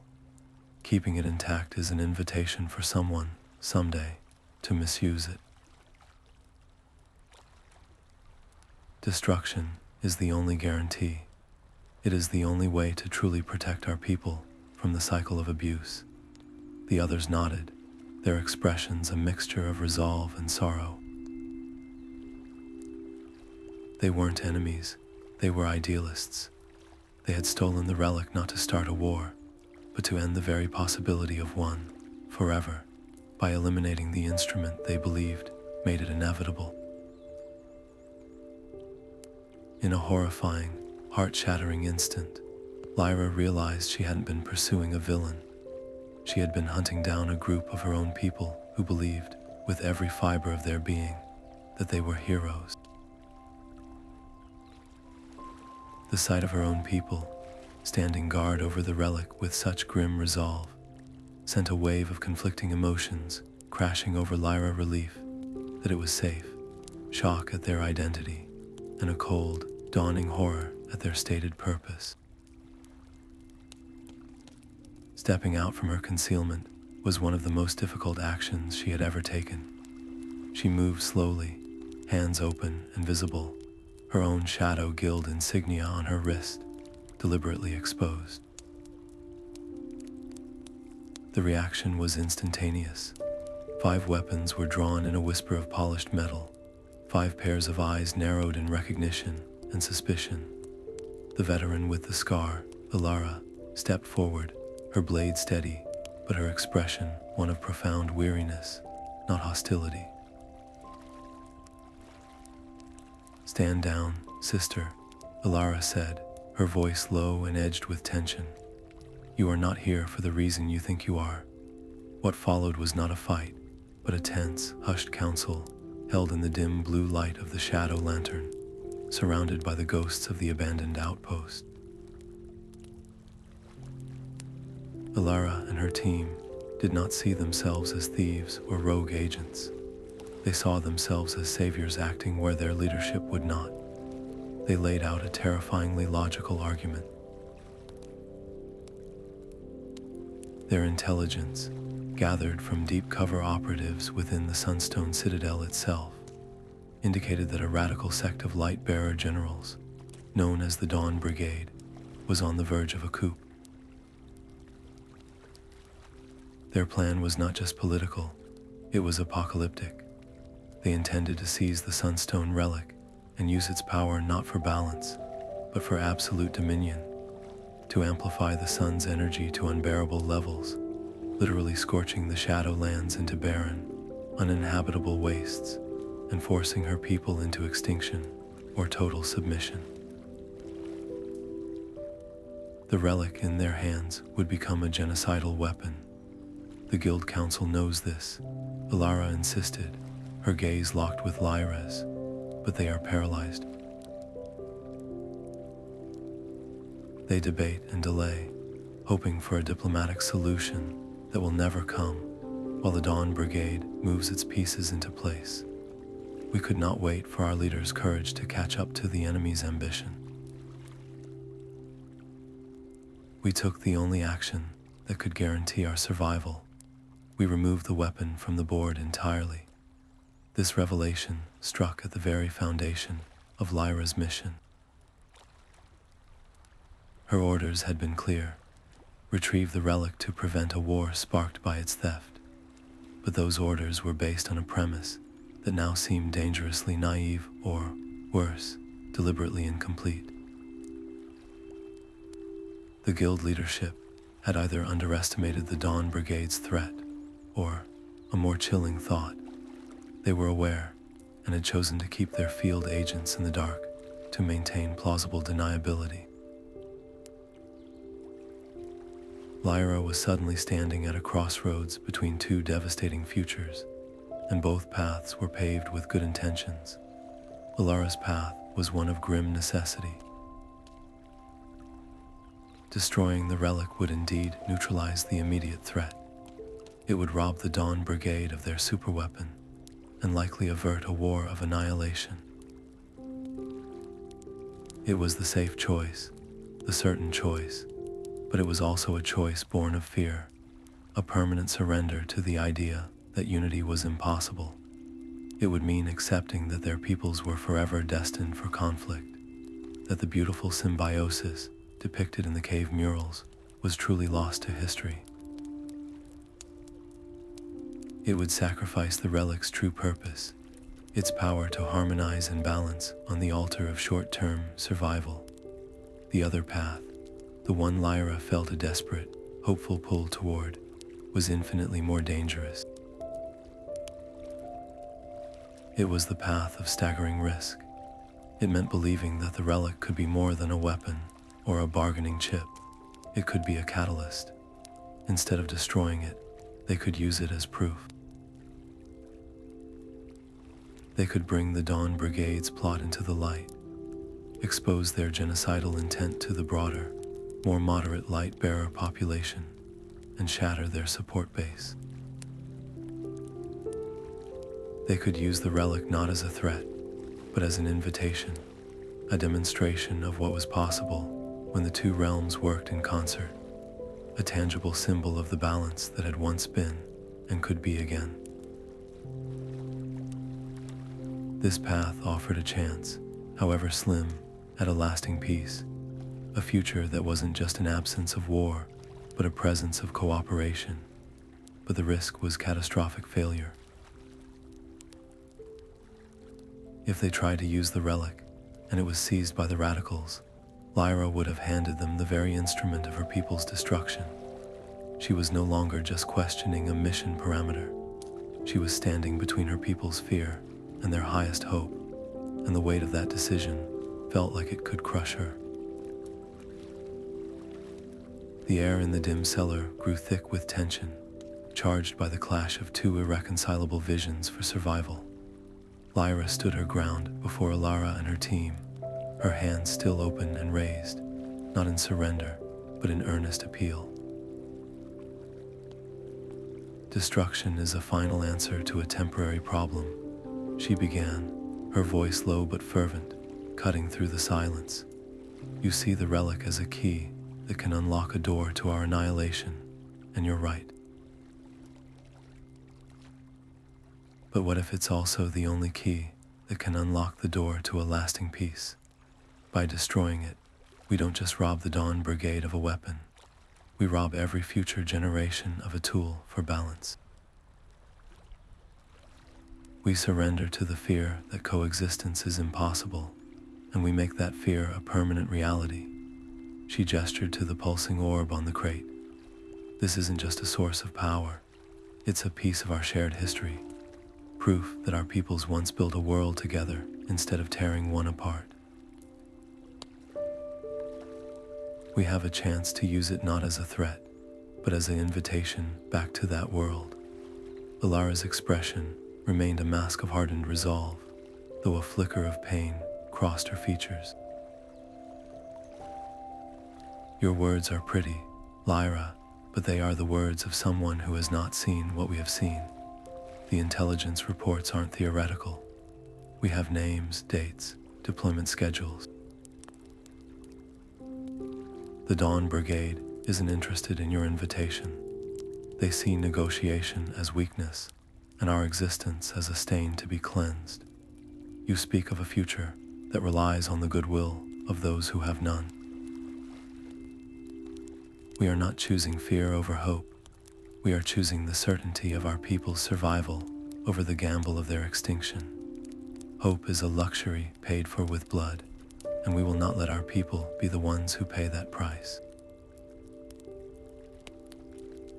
The other guards shifted their weight, their grips tightening on their weapons, their eyes reflecting a grim agreement with their leader's stark calculus. The divide was no longer between shadow and light, but between two forms of protection, one that sought to eliminate all risk by destroying the object of contention, and another that believed the object itself was the only path to a riskier, but ultimately richer, future. Faced with their unyielding stance, Lyra felt the cold weight of her limited options. The urge to fight, to use the very shadow stealth and combat skills these guards had likely helped train her in, was a primal thrum in her veins. She could disable them, seize the relic, and complete her mission as originally ordered. It would be clean, efficient, and in the strictest sense, successful. But the cost of that victory would be a wound that might never heal. She would be harming her own people, individuals who were acting out of a profound, if misguided, love for their home. It would be a betrayal that would haunt her and fracture the already fragile unity of the Shadow Guild. It would prove the Extremists right, that violence was the only true language of their world. So she chose the harder path, the one with no guarantee of success and every chance of humiliating failure, the path of words. She lowered her hand slowly, deliberately making herself more vulnerable, and took a single step closer. She changed her tone, moving from debate to a raw, personal appeal that drew from the very history they all shared. "Lyra," she said, her voice softening, "I know you served on the western border. I recognize the scar. You were there when the outpost at Raven's Fall was overrun. You know the cost of conflict firsthand. You know the sound a family makes when they lose everything to the fighting. What we are all trying to prevent is another Raven's Fall, but on a scale we can't even imagine." She saw the guard's jaw tighten at the memory, a shared pain acknowledged. "You are acting to protect our people from that. I see that. I honor that. But ask yourself this: does the path of destruction truly lead to safety, or does it only lead to a different kind of darkness? If we destroy the relic, we prove to every light bearer who might doubt the Dawn Brigade that we are indeed the vicious, untrustworthy villains the radicals say we are. We hand them a propaganda victory that will unite them against us for 1,000 years. We become the reason the moderates lose hope and the extremists gain power. We might save our people from a weapon today, only to ensure they live under the constant threat of a united, vengeful enemy forever." She paused, letting the grim logic of that future settle in the room. "There is another way, a harder way, I grant you. We use the relic as evidence. We take it to the Citadel, not as thieves returning stolen property, but as whistleblowers exposing a plot. We show the Light-Bearer Council the very intelligence you gathered. We force the Dawn Brigade into the light, where their own people can see their genocidal intent. We don't just remove a weapon, we dismantle the faction that wanted to use it. We fight them with truth, not with shadows. It is a risk, a tremendous risk. But it is a risk that offers a chance to end the cycle, not just postpone it. Her eyes moved from Lyra to each of the other guards in turn, meeting their gazes, acknowledging their fear and their courage. I am not asking you to trust the light bearers. I am asking you to trust in the strength and resilience of our people, enough to believe we can navigate this danger. I am asking you to believe that our future can be more than just a choice between two different kinds of ruin. A subtle but profound shift occurred in Lyra's eyes, the hardened resolve softening into a flicker of reluctant, painful hope. Lyra's words had not erased her fears, but they had painted a picture of a future so compelling that the grim finality of destruction suddenly felt like a surrender she was no longer willing to make. You speak of a path I thought was closed forever, Lyra said, her voice hushed, the admission costing her greatly. The risk is unimaginable, but the alternative you describe, a permanent war of attrition. That is a slower death, and I have seen enough of death. She lowered her weapon, the simple act echoing like a thunderclap in the tense silence. The other guards watched, their own stances wavering, the unity of their purpose fractured by their leader's change of heart. We will help you, Lyra declared, her gaze sweeping over her team, a silent command passing between them. We will take the relic and your evidence to the neutral grounds. We will speak, but know this, Lyra. If this fails, the blood will be on our hands as much as yours. A fragile, breathless alliance was forged in that dim cellar, a pact between hope and experience that felt both terrifying and historic. The moment of unity was shattered by a sound that turned Lyra's blood to ice, the high, piercing shriek of a light-forged arrow striking stone outside, followed instantly by the guttural roar of a battle cry that was unmistakably from the Dawn Brigade. The attack was not a stealthy infiltration. It was a violent, overwhelming assault designed to crush all resistance. The ancient walls of the outpost trembled as a concussive blast blew the main entrance off its rusted hinges, and suddenly the dim cellar was flooded with the harsh, blinding glare of focused sunlight from the attackers' weapons. Figures clad in the brilliant, polished gold armor of the radical light bearers poured into the space, their movements a brutal efficiency of military training. There was no negotiation, no demand for surrender. Their intent was written in the lethal arcs of their light blades and the searing bolts of energy they fired total annihilation. Instinct and training took over. The philosophical debate of moments before evaporated in the face of immediate, lethal violence. Lyra, Lyra, and the Shadow Guards moved as one, a coordinated unit born from shared peril. They were no longer ideologues with differing visions. They were defenders backed into a corner, fighting for the survival of everyone in the room. Lyra ducked behind a crumbling stone pillar as a bolt of searing energy vaporized the space where her head had been. Lyra barked orders, her team falling into a defensive formation around the relic, using crates and fallen masonry as makeshift barricades. The chaos was absolute. The deafening crackle of energy weapons, the clash of steel on hardened light, the shouted commands and cries of pain. Lyra's mind, usually a calm center of calculation during a fight, raced to process the escalating reality. This was no longer a contained dispute over an artifact. The radical faction hadn't just tracked them. They had brought a small army, a clear declaration that they were willing to ignite the very war everyone feared in order to seize absolute power.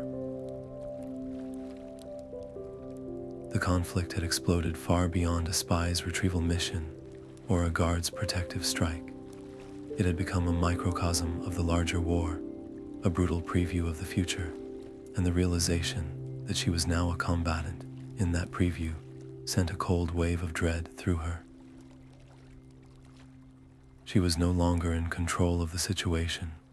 She was simply trying to survive it, and the fate of the relic, and perhaps the entire piece, hung on the desperate, chaotic dance of defense happening in this dusty, ruined cellar.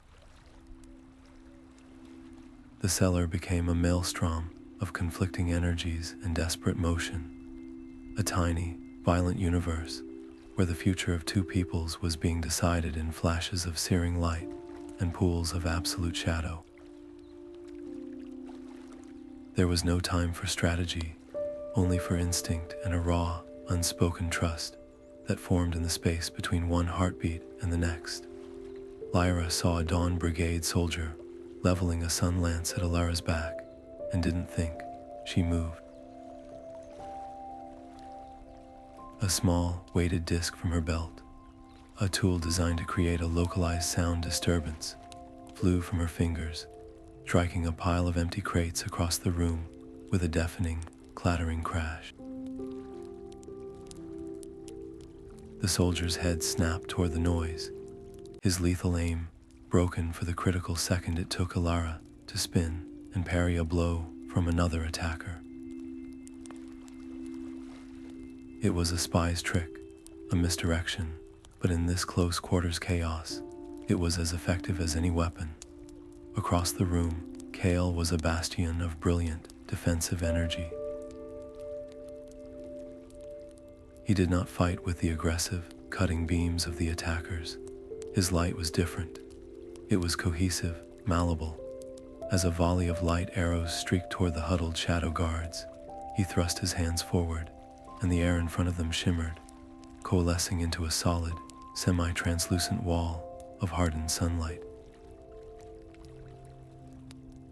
The arrows struck it and shattered into 1,000 harmless shards of fading luminescence, like ice against diamond. He wasn't just blocking attacks. He was weaving shields, creating pockets of safe ground in the overwhelming assault. When a radical tried to flank Lyra, Kale didn't fire a bolt. He condensed the light at the man's feet into a slick, mirror-like patch, sending him stumbling and crashing to the stone floor. His magic was not a weapon of destruction, but a tool of protection, and he wielded it with a precision that spoke of a philosophy entirely alien to the brutish force of the Dawn Brigade. They moved in a fluid, unconscious tandem, their skills not just complementary but synergistic, each action creating an opportunity for the other. Lyra, a creature of silence and subtlety, became the architect of chaos, using smoke pellets to obscure sightlines and caltrops to disrupt charges, creating a battlefield that favored her allies' agility over the radicals' brute strength. Kale, in turn, became her anchor, his shields appearing exactly where she needed to duck for cover, his bursts of light perfectly timed to dazzle an opponent whose blade was arcing toward her. There was no communication beyond a shared glance, a slight nod, the intuitive understanding of two people who had faced the mountain's collapse together and learned to read the language of each other's movements. He would see her readying a throw and instinctively widen a shield to cover her. She would notice his energy waning after a particularly large barrier and create a diversion to draw fire away from him, giving him a precious moment to recover. In the midst of the roaring conflict, these moments of perfect coordination were like brief, startlingly clear notes in a symphony of discord. A young shadow guard, cornered and disarmed, flinched as a light bearer loomed over him, only for Kale's shield to intercept the killing blow a hair's breadth from the boy's face. An instant later, the attacker cried out, stumbling as a well-thrown shadow shard from Lyra struck the weak point in his armor at the back of his knee. The guard looked from Kale to Lyra, his expression a mixture of shock, confusion, and dawning wonder. It was a microcosm of the entire fight, a perfect 3-second drama that illustrated the profound power of their unlikely alliance. A light bearer had protected a shadow had protected a light bearer, and together they had saved a life that would have been lost to the rigid dogma of their respective extremes. This was no longer merely a tactical collaboration for survival.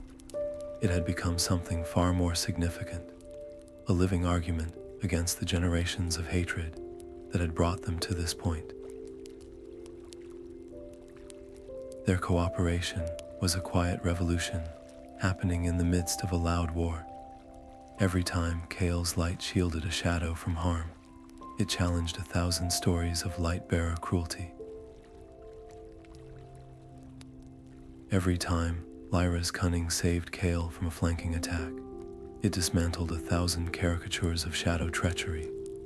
For the shadow guards fighting alongside them, especially the skeptical Lyra, it was an impossible reality playing out before their eyes. A light bearer not as an enemy, but as a steadfast guardian.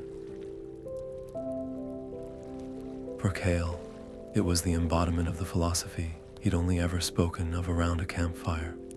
The shadow's gifts used not for secrecy against the light, but in fierce, unwavering protection of it. They were proving, in the most visceral way possible, that their differences did not have to be a source of conflict, but could be the very source of their strength. In that dusty, bloodied cellar, against a backdrop of blind hatred, they were not just defending a relic. They were demonstrating the breathtaking potential of a world where light and shadow finally chose to stand together, not apart. The final, enraged retreat of the Dawn Brigade soldiers left behind a ringing silence, broken only by the ragged gasps of the defenders and the faint, ominous crackle of dying energy weapons. The air in the cellar was thick with the acrid scents of ozone, dust, and the metallic tang of blood. They had held the line, but the cost was written in the scene around them. Among the fallen radicals and the scorch marks on the walls, Lyra lay slumped against a shattered crate, her face pale and beaded with sweat, one hand clamped tightly over a deep gash in her side, where a light blade had slipped past her guard. The grim resolve that had defined her features was gone, replaced by a mask of pain and exhaustion. Lyra was at her side in an instant, her own minor injuries forgotten.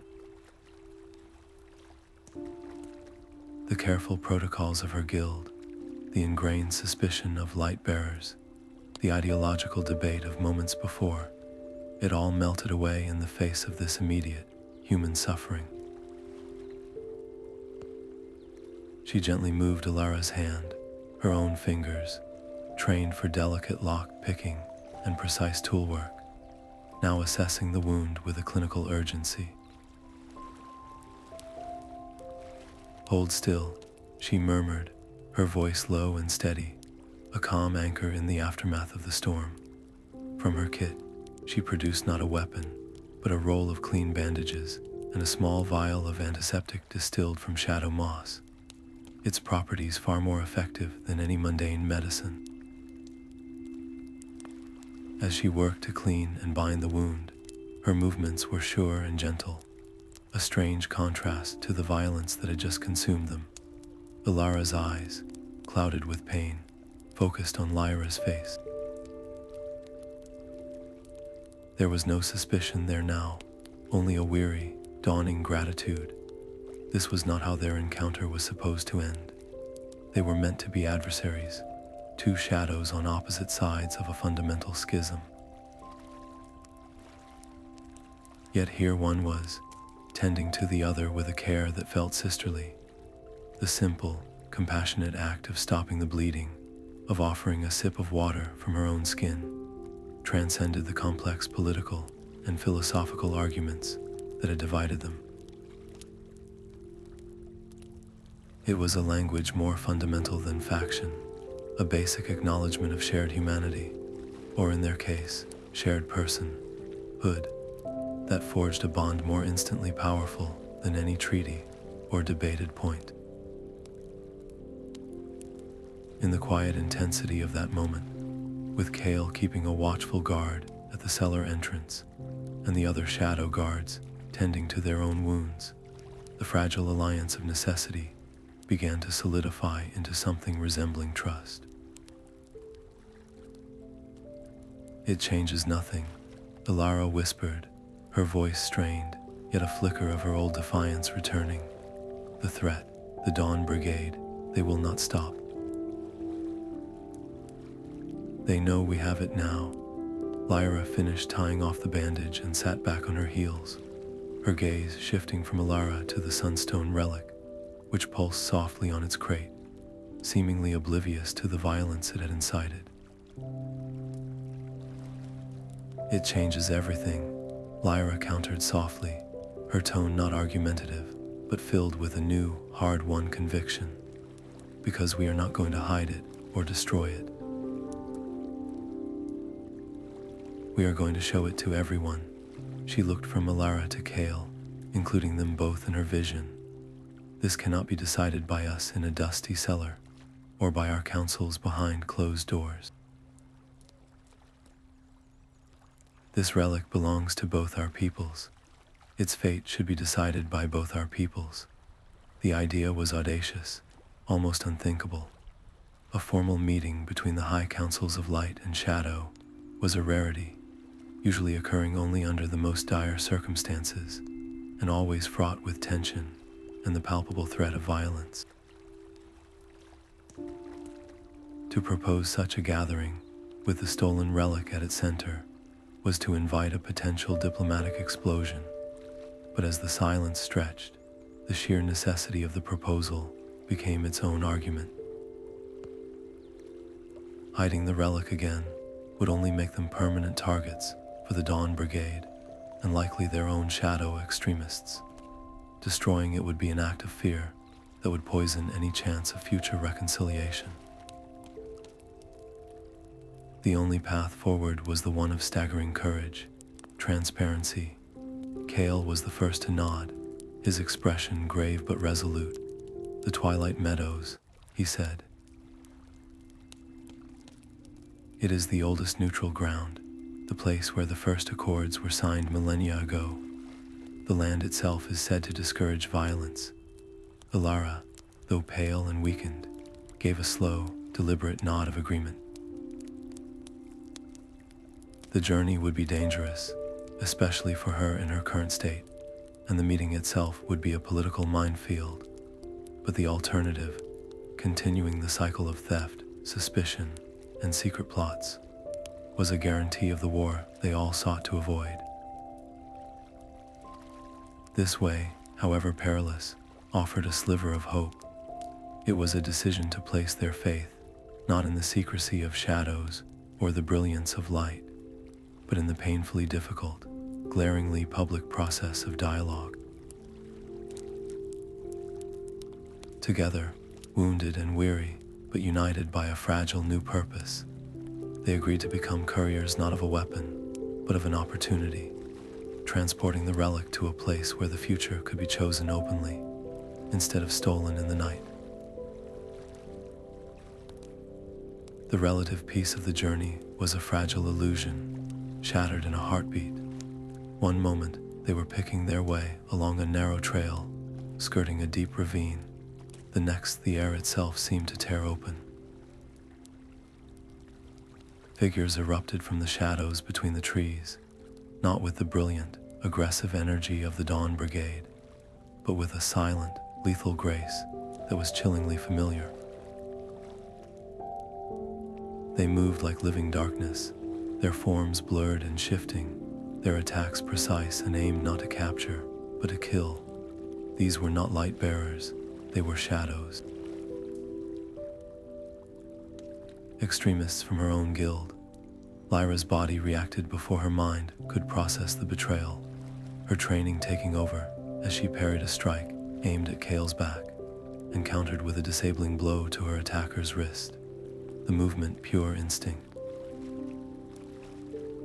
It was in the fluid recovery of her opponent, a specific, almost elegant twist to avoid her follow-up strike, that the horrifying recognition dawned. The move was unique, a signature evasion she had spent months trying to master under the patient, demanding tutelage of her own mentor, a man named Corvin. Her eyes snapped to the figure's face, partially obscured by a tactical hood, but unmistakable in the set of his jaw and the cold, calculating glint in his eyes she had once mistaken for wisdom. The world seemed to narrow, the sounds of the frantic skirmish fading into a dull roar as she stared at him. Corvin, the man who had taught her how to blend into nothingness, how to read the slightest shift in the light, how to believe her purpose was to protect her people. Now he was trying to kill her and the very allies who had just helped save their relic. The pain of it was a physical blow, far more damaging than any weapon. It was a fracture in the very foundation of her identity. The Shadow Guild wasn't just an organization. It was her family, her home. Its tenets were the pillars of her world. To see one of its most respected members, a man she had idolized and strived to impress, leading a murderous ambush against a mission of peace, it forced a truth upon her that was more terrifying than any enemy from the lands of light. The greatest threat to peace wasn't just a radical faction on the other side. It lived within her own house. There were those among her people, in positions of influence and trust, who were so invested in the old grudges, so addicted to the clarity of an eternal enemy, that they would rather perpetuate the cycle of conflict than risk the uncertain, challenging path of reconciliation. For them, peace wasn't a victory, it was an obsolescence. Her entire understanding of loyalty and betrayal was turned inside out in that single, heart-stopping moment. The air was thick with the metallic scent of adrenaline and the lingering ozone of discharged energy weapons. Lyra stood between the wounded Lyra and the advancing shadow extremists, her own people, her body a living barrier in front of the relic. Corvin, her former mentor, stared her down, his expression a cold sculpture of disappointment and fury. "Step aside, Lyra," he commanded, his voice the same low, authoritative tone he'd used to correct her stance during training. "You are protecting the very instrument of our subjugation. This is not the mission you were given. This is treason." The word hung in the air, a condemnation that would once have shattered her. But the woman who stood there now was not the novice who had first slipped into the Sunstone Citadel. She had seen ancient murals of unity. She had fought alongside a light bearer who used his power to shield her kin. She had tended to the wounds of an ideological opponent. Her understanding of loyalty had been reforged in that fire, becoming something broader and deeper than blind obedience to a single faction. "The mission I was given was to prevent a war, Corvin," she countered, her voice not rising in anger but resonating with a hard-won conviction. "And I am fulfilling it. But you are not here to retrieve the relic for the Council, are you? You are here to destroy it, to ensure the conflict continues. Tell me, who does that truly serve?" Her question landed not as an accusation, but as an invitation to remember, and she saw a flicker of uncertainty in the eyes of one of the younger operatives, flanking Corvin. Lyra seized on that tiny crack in their resolve, She didn't plead or threaten. Instead, she spoke to the core of the identity they all shared, the reason they had all joined the Shadow Guild in the first place. "We are shadows," she said, her gaze sweeping across the familiar, hostile faces. "We move in silence to protect our people from the glaring, overwhelming force of those who would see us erased. That is our purpose. That is our oath. But look at what you are doing now. You are not protecting our people from an external threat. You are becoming the threat from within.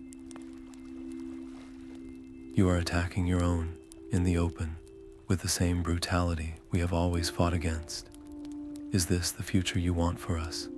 A perpetual civil war in the dark, while the true enemies, the extremists on both sides who feed on this hatred, laugh from the sidelines?" She gestured behind her, to where Kale stood guarding Lyra, his light magic a soft, protective glow. "The Dawn Brigade does not want this relic to protect the light. They want it to extinguish us. They are the true enemy, and this," she said, her hand hovering near the pulsing relic, "this is not a weapon, it is a key to a door we were told was sealed forever. It is a chance to end the cycle, not just for us, but for our children, to give them a world where they don't have to learn to hide, to fight, to fear the light. Is that not a greater good than the grim, lonely victory of destruction? Is preserving a state of endless war truly the only way to prove our loyalty?" For a long, agonizing moment, the only sound was the harsh breathing of the combatants. The ideological spell Corvin had woven was breaking under the weight of Lyra's stark, personal appeal. She wasn't asking them to betray their people. She was asking them to remember the highest ideal of their people: protection. One of the operatives, a woman Lyra recognized from the mess hall, slowly lowered her weapon, her face a mask of conflicted anguish. Another followed suit, taking a step back from Corvin, his head bowed. The greater good was not an abstract concept in that moment. It was the face of a future free from fear, and Lyra had painted it with a clarity that their dogma could not easily dismiss. But Corvin's face hardened into a mask of bitter contempt. He saw not a persuasive argument, but a mutiny. The defection of his team was a personal humiliation and a blow to his cause. "You speak of the greater good while standing with our enemies," he spat, his voice dripping with venom. "You have been corrupted by the light, Lyra. You have forgotten what it means to be a shadow." He made a sharp, cutting gesture to the two operatives who remained loyal to him. "This is not over. The Council will hear of this. They will learn how one of their most promising agents abandoned her mission, consorted with the enemy, and turned her blade on her own kin. You speak of a greater good, but you have chosen a path of personal treason. With a final, searing glare that promised retribution, he and his loyalists melted back into the forest shadows from which they'd emerged, vanishing as completely as they had arrived. The sudden silence they left behind was heavier and more chilling than the clash of blades had been. The immediate physical threat was gone, but a new, more insidious danger had taken its place. Lyra stood amidst her wounded allies, the relief of their survival instantly tempered by the cold dread of Corvin's parting vow. The personal stakes of her mission had just skyrocketed into terrifying new territory. She was no longer just an agent operating on the fringes of her guild's knowledge. She was now a rogue element in the eyes of a powerful faction within it. Her actions, which she believed were in the ultimate service of her people, would be framed as the worst kind of betrayal, Returning home was no longer a guarantee of safety. It could very well be a journey into a different kind of battlefield, one fought not with light blades and shadow shards, but with words, accusations, and the devastating power of a corrupted narrative. The path to the Twilight Meadows was now fraught with a dual peril: the known enemies ahead and the vengeful shadows she had left behind. The Twilight Meadows lived up to their name, a vast, rolling landscape caught in a perpetual, gentle dusk, where the light of the fading sun and the emerging glow of the first stars bled together in a soft lavender haze. It was a place out of time, where the air itself seemed to hum with a low, calming energy that discouraged sharp voices and sudden movements. As Lyra, Kale, and their wounded party crested the final hill, the sight that greeted them was both awe-inspiring and deeply intimidating. Two distinct camps had been established on opposite sides of a wide, natural amphitheater of silver-green grass. On one side, the delegates from the Sunstone Citadel sat in orderly rows, their robes of white and gold seeming to generate their own soft light, their postures rigid and their expressions a mixture of curiosity and deep-seated suspicion. On the other, the representatives of the Shadow Guild were nearly invisible at first glance, their forms blending into the deep indigo of the gathering evening, only the occasional glint of an eye or the subtle shift of a gray-clad shoulder betraying their presence. The chasm between them was not just physical, it was a gulf of centuries of mistrust, and the silence that hung over the meadow was heavier than any thundercloud. Stepping into the center of that open space felt like walking onto a stage before the most critical audience imaginable. Every eye, both seen and unseen, was upon her. Lyra's heart hammered against her ribs, a frantic drumbeat that seemed loud enough to echo across the entire meadow. She carefully, reverently, placed the Sunstone relic on the smooth, waist-high stone that served as a natural podium. As it settled, its internal light pulsed, casting shifting patterns of gold and deep orange across the anxious faces of the delegates. This was the moment. All the risk, the pain, the revelations, it all came down to the words she chose now. She took a steadying breath, pushing aside the image of Corvin's betrayed glare and the phantom ache of Alara's wound, and began to speak. Her voice, though initially tight with nerves, carried clearly in the twilight air. She did not start with accusations or demands. Instead, she began with a story. The story of a young spy, believing she was on a simple mission, who discovered that the world was far more complex and interconnected than she had ever been taught. She spoke of the light lock on the vault, not as an obstacle overcome, but as a symbol of the brilliant, formidable security of the Citadel, which made the theft not an act of shadow superiority, but an inside job that should concern both realms. She described the hidden message, the map, and the network of spies it revealed, not as a shadow victory, but as proof of a dangerous, entrenched game being played by unseen actors within both societies. Her words painted a picture not of two monolithic enemies, but of two peoples being manipulated by radical factions within their own ranks who thrived on conflict. She then presented the intelligence she and Alara's team had gathered on the Dawn Brigade, detailing their genocidal plans to weaponize the relic, her voice hardening with a cold fury as she described the future they intended to create. This was not speculation, it was evidence, laid bare in the neutral twilight for all to see, but she didn't stop there. She shared the discovery in the cave, describing the ancient murals with a poet's detail. She spoke of the Weavers, the first spies who moved between the realms as partners, and she gestured to the relic, explaining its true purpose not as a trophy or a weapon, but as a regulator, a sacred object designed to maintain the balance between their two worlds, a balance whose disruption was causing the very tensions they were now experiencing. She finished not by declaring what must be done, but by posing a question to the assembled leaders. "We stand at a crossroads," she said, her gaze sweeping from the light-bearer elders to the shadowy figures across the way. "One path is well trodden.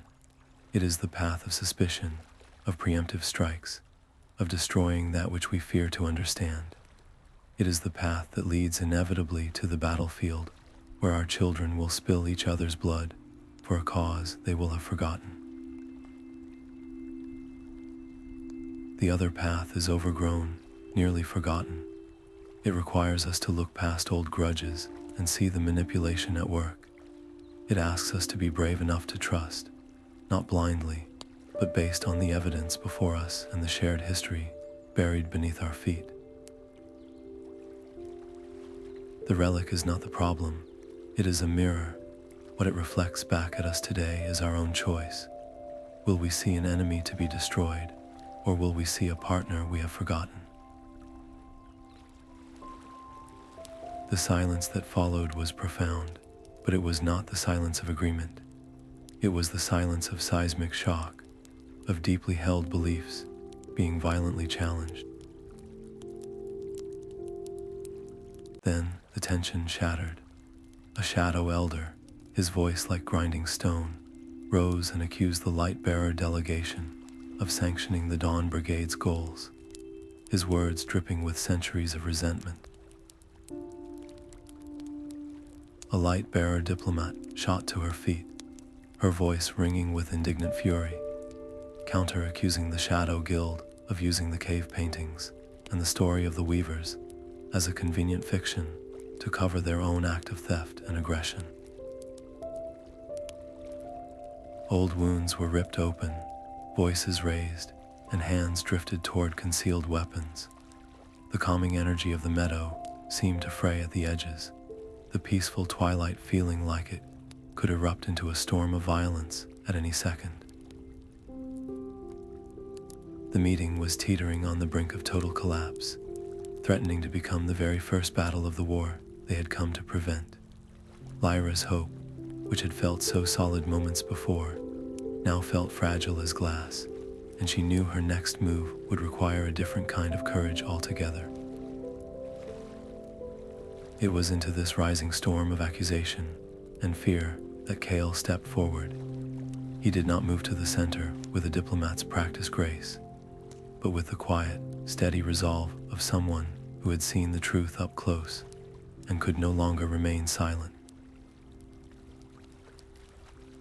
All eyes, burning with suspicion from the shadows and flashing with indignation from the light, turned to him. He was one of their own, a light bearer, and his presence beside Lyra was a confounding anomaly that demanded an explanation.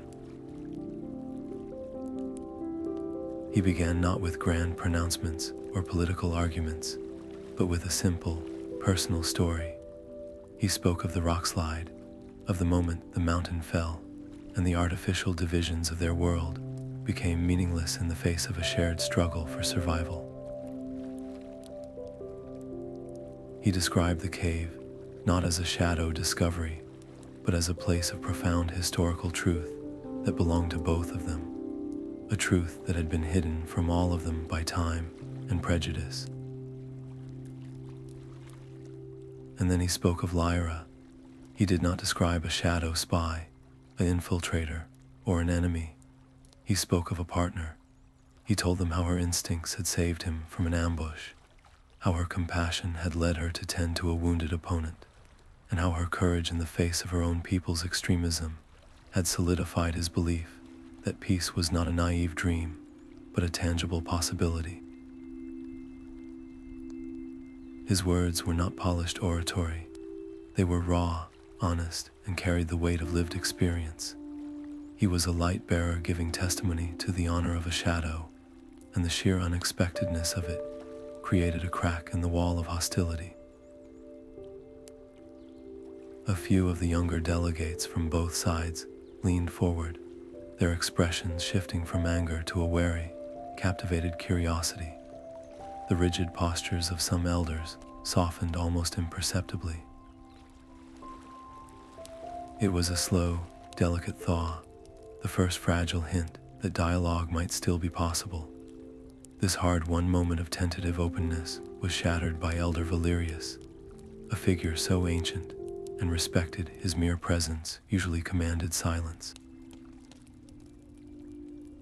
He rose slowly, his white robes seeming to absorb the twilight, and his voice, though thin with age, cut through the meadow with the precision of a scalpel.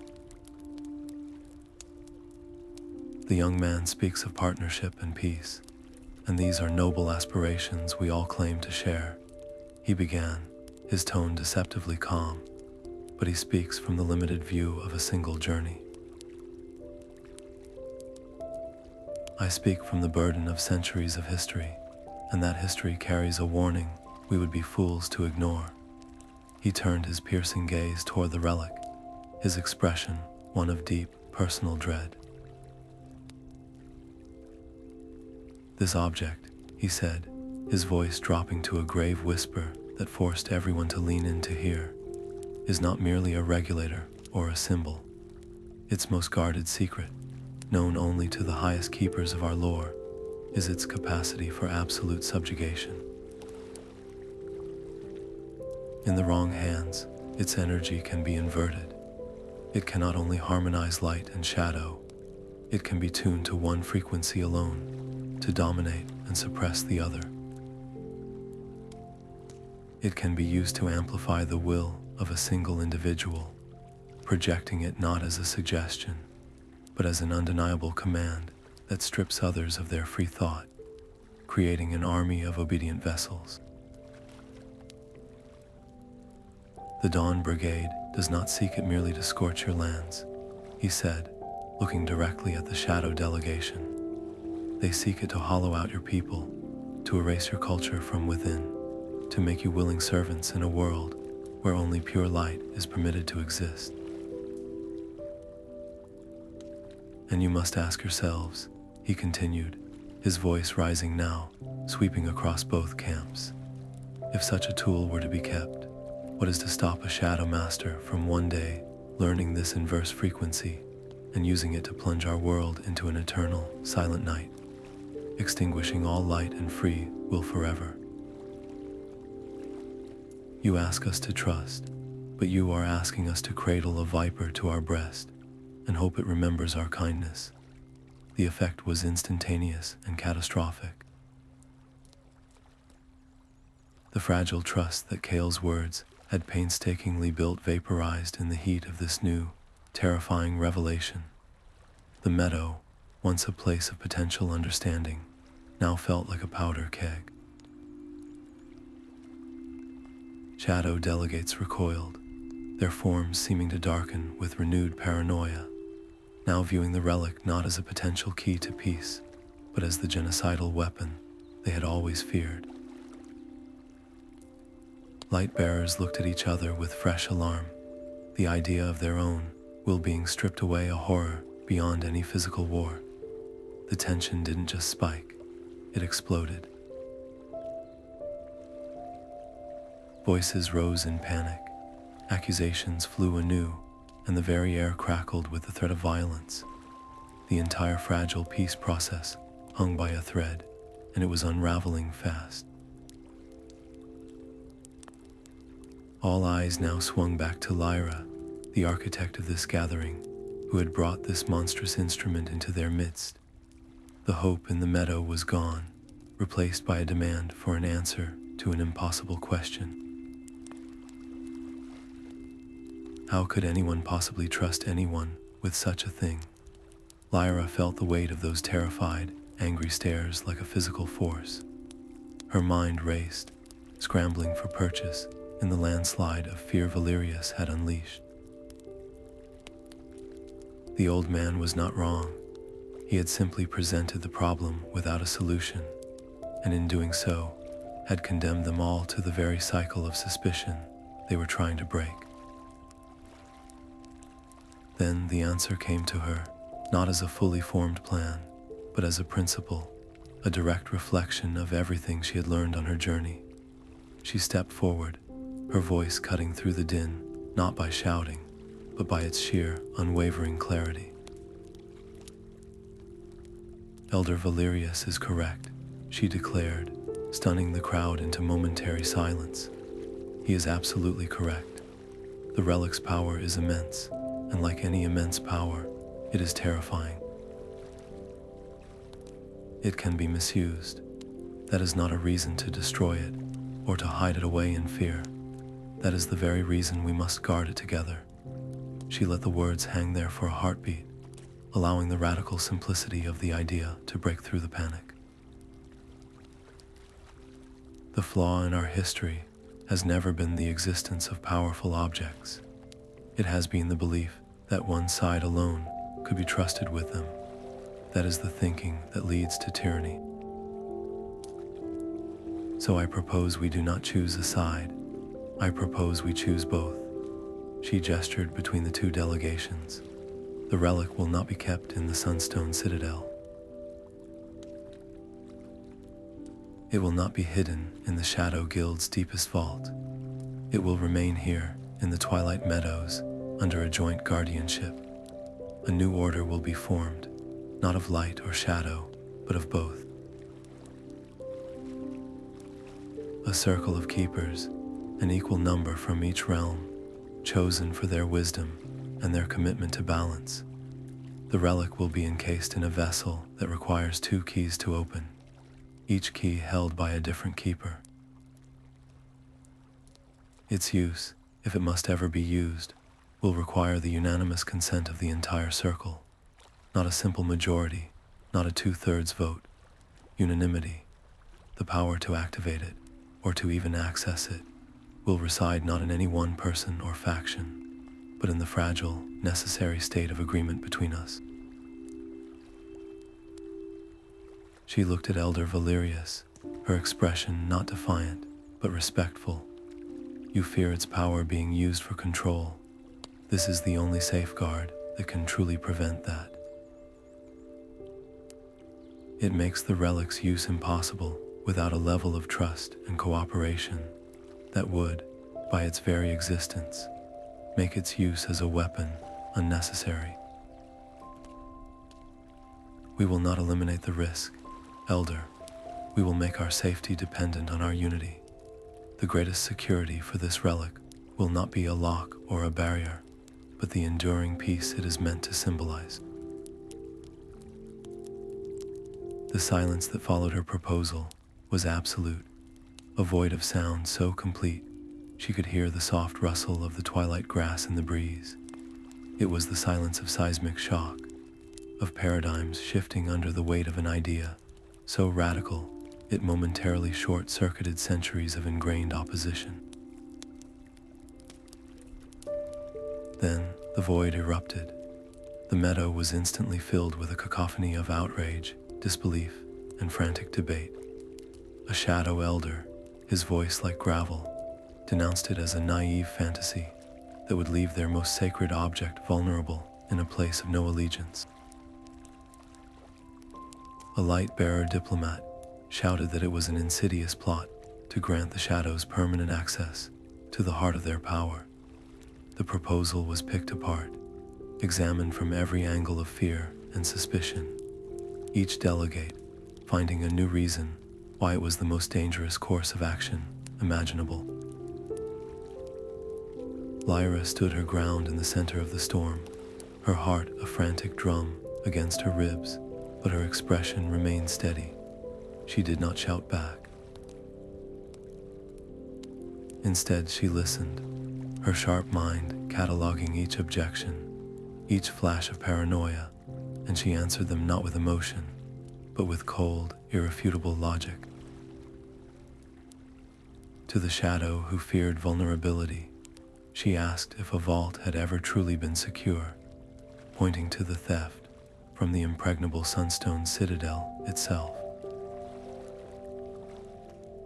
To the light bearer who feared infiltration, she detailed the failsafes, the dual key system, the requirement for unanimous consent from a council of equals, the constant mutual surveillance that would make any attempt at subterfuge instantly visible to the other side.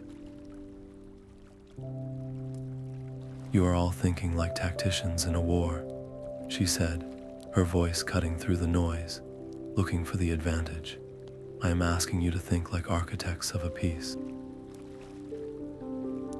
The goal is not to win. The goal is to build something so sturdy that no one can tear it down." Slowly, painfully, the tone of the debate began to shift.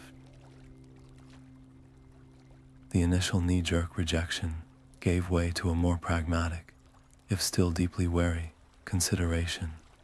Elder Valerius, who had first revealed the relic's darkest potential, was the first to pivot. He spoke of the proposal not with enthusiasm, but with a grim, pragmatic respect. "The child's plan is not without its terrifying risks," he admitted, his ancient eyes scanning the assembly. "But it is the first proposal I have heard that actually matches the scale of the threat. It treats the relic with the seriousness it deserves. It acknowledges that no one among us is pure enough to be trusted with such power alone." His endorsement, however reluctant, was a turning point. Other moderates from both sides began to tentatively voice their support, seeing in the joint guardianship not a weakening of their position, but a strengthening of their collective security. The agreement, when it finally came, was not reached with a cheer or a handshake, but with a series of terse, formal nods from the lead delegates. It would be a trial period, one full cycle of the seasons, to be reviewed and debated again. The conditions were strict, the oversight would be relentless, and the distrust hung in the air like a thick fog, but it was an agreement, a fragile, hesitant, and utterly historic first step. As the delegates began to disperse, murmuring in small, mixed groups for the first time in living memory, Lyra felt the full weight of the moment settle upon her shoulders. It was not the weight of a grand, sweeping victory. It was the heavy, granular weight of a single, hard-won pebble laid upon a path that stretched into an uncertain future. This was not an end. It was a profoundly delicate beginning. The real work, the painstaking, daily effort of making this unprecedented partnership function, was yet to come. The victory felt small, terrifyingly small, against the vast backdrop of centuries of hatred. But as she watched a light-bearer scribe and a shadow archivist tentatively comparing notes on the Guardianship protocols, she also felt its immense significance. They had chosen a third path. They had chosen to try. The formal gathering dissolved into a murmur of cautious, smaller conversations, the rigid lines between the two delegations beginning to blur into hesitant, overlapping groups. Lyra stood for a moment, simply breathing in the cool twilight air, the weight of the fragile agreement, a tangible pressure on her shoulders. It was then that they approached, not as a group, but as individuals, materializing from the softening edges of the fading light with a quiet intent that made her instincts hum. A light-bearer woman with the keen, observant eyes of a cartographer, and a shadow man whose form seemed to drink the surrounding dusk. Both stopped a respectful distance away, their postures not hostile, but openly curious. They did not identify themselves by rank or guild, but by a shared, unspoken understanding. "We watched you in there," The light bearer began, her voice low and measured. You didn't just argue for a shared guardianship of an object. You argued for a shared future. That is a language few here are fluent in. Her shadow counterpart gave a slow, almost imperceptible nod. Our current networks are built for a Cold War, he added, his voice a soft rasp. They are designed to watch the other side, to gather secrets to be used against them. They are not built to share intelligence for a common good, to protect a common peace. What you described in there, that requires a new kind of spy, a new kind of web. The proposition they laid before her was as audacious as it was simple: to help them build it, to organize the first truly integrated intelligence network, drawing on volunteers from both realms who believed in the promise of the Twilight Accord. These were not politicians or generals. They were the ones who moved in the silent places, the ones who understood that the most dangerous threats often grew in the dark spaces between jurisdictions and prejudices. They saw in Lyra not just a persuasive speaker, but a living bridge, a shadow who had operated in the light and had been protected by it, who understood the unique strengths and blind spots of both worlds. To agree was to step onto a path even more uncertain than the one that had led her to the Sentinel's watch. It meant committing to 1,000 difficult conversations, to building trust one painstaking brick at a time, to navigating a labyrinth of bureaucratic resistance and cultural suspicion from within both of her own homes. But as she looked from the light bearer's hopeful, determined face to the shadow's grimly optimistic one, she saw the only future that could make the Relic's guardianship more than just a symbolic gesture. A shared peace would require shared sight. It would need agents who could move through the lands of light, not as infiltrators, but as partners, whose presence in a sun-drenched city would signal collaboration, not a threat. She saw a vision of messengers carrying reports between crystal spires and obsidian towers without needing to hide, of joint teams deploying to investigate a disturbance with a combination of light-based forensics and shadow trace detection that would leave no secret buried. The potential for good was breathtaking, a force multiplier that could protect the innocent in both realms from the predators that thrived in the margins. With a resolve that felt both terrifying and utterly right, Lyra agreed. The mission had evolved once again, transforming from a retrieval to a defense to a diplomatic plea, and now into something foundational. She was no longer just preventing a war or protecting a relic. She was being asked to help weave the very fabric of a new reality, one built on the radical premise that the safest secrets are the ones we keep together. The journey back to the Shadow Guild stronghold was a study in contrasts, a winding path through sun-dappled forests that felt utterly different from the tense, shadowed route she had taken out. The relic was secure, the Accord was in its fragile infancy, but the true test, Lyra knew, was only just beginning. Stepping through the familiar, concealed entrance into the cool, echoing caverns of her home was like crossing a threshold between two worlds. The air, once a comforting blanket of shared purpose, now felt thick with unspoken judgment. The news, carried by Corvin and his loyalists, had arrived long before she did, a poison carefully distilled and fed to the council. She was not greeted as a returning hero who had single-handedly prevented a cataclysmic war. She was met with the stony, disapproving silence of the traditionalists, a wall of grim faces that viewed her not with pride, but with profound betrayal. Her debriefing before the High Council was less an assessment and more an inquisition. Elder Morwen, his face a roadmap of old scars and deeper prejudices, led the charge. His voice, usually a low rumble, was sharp with accusation.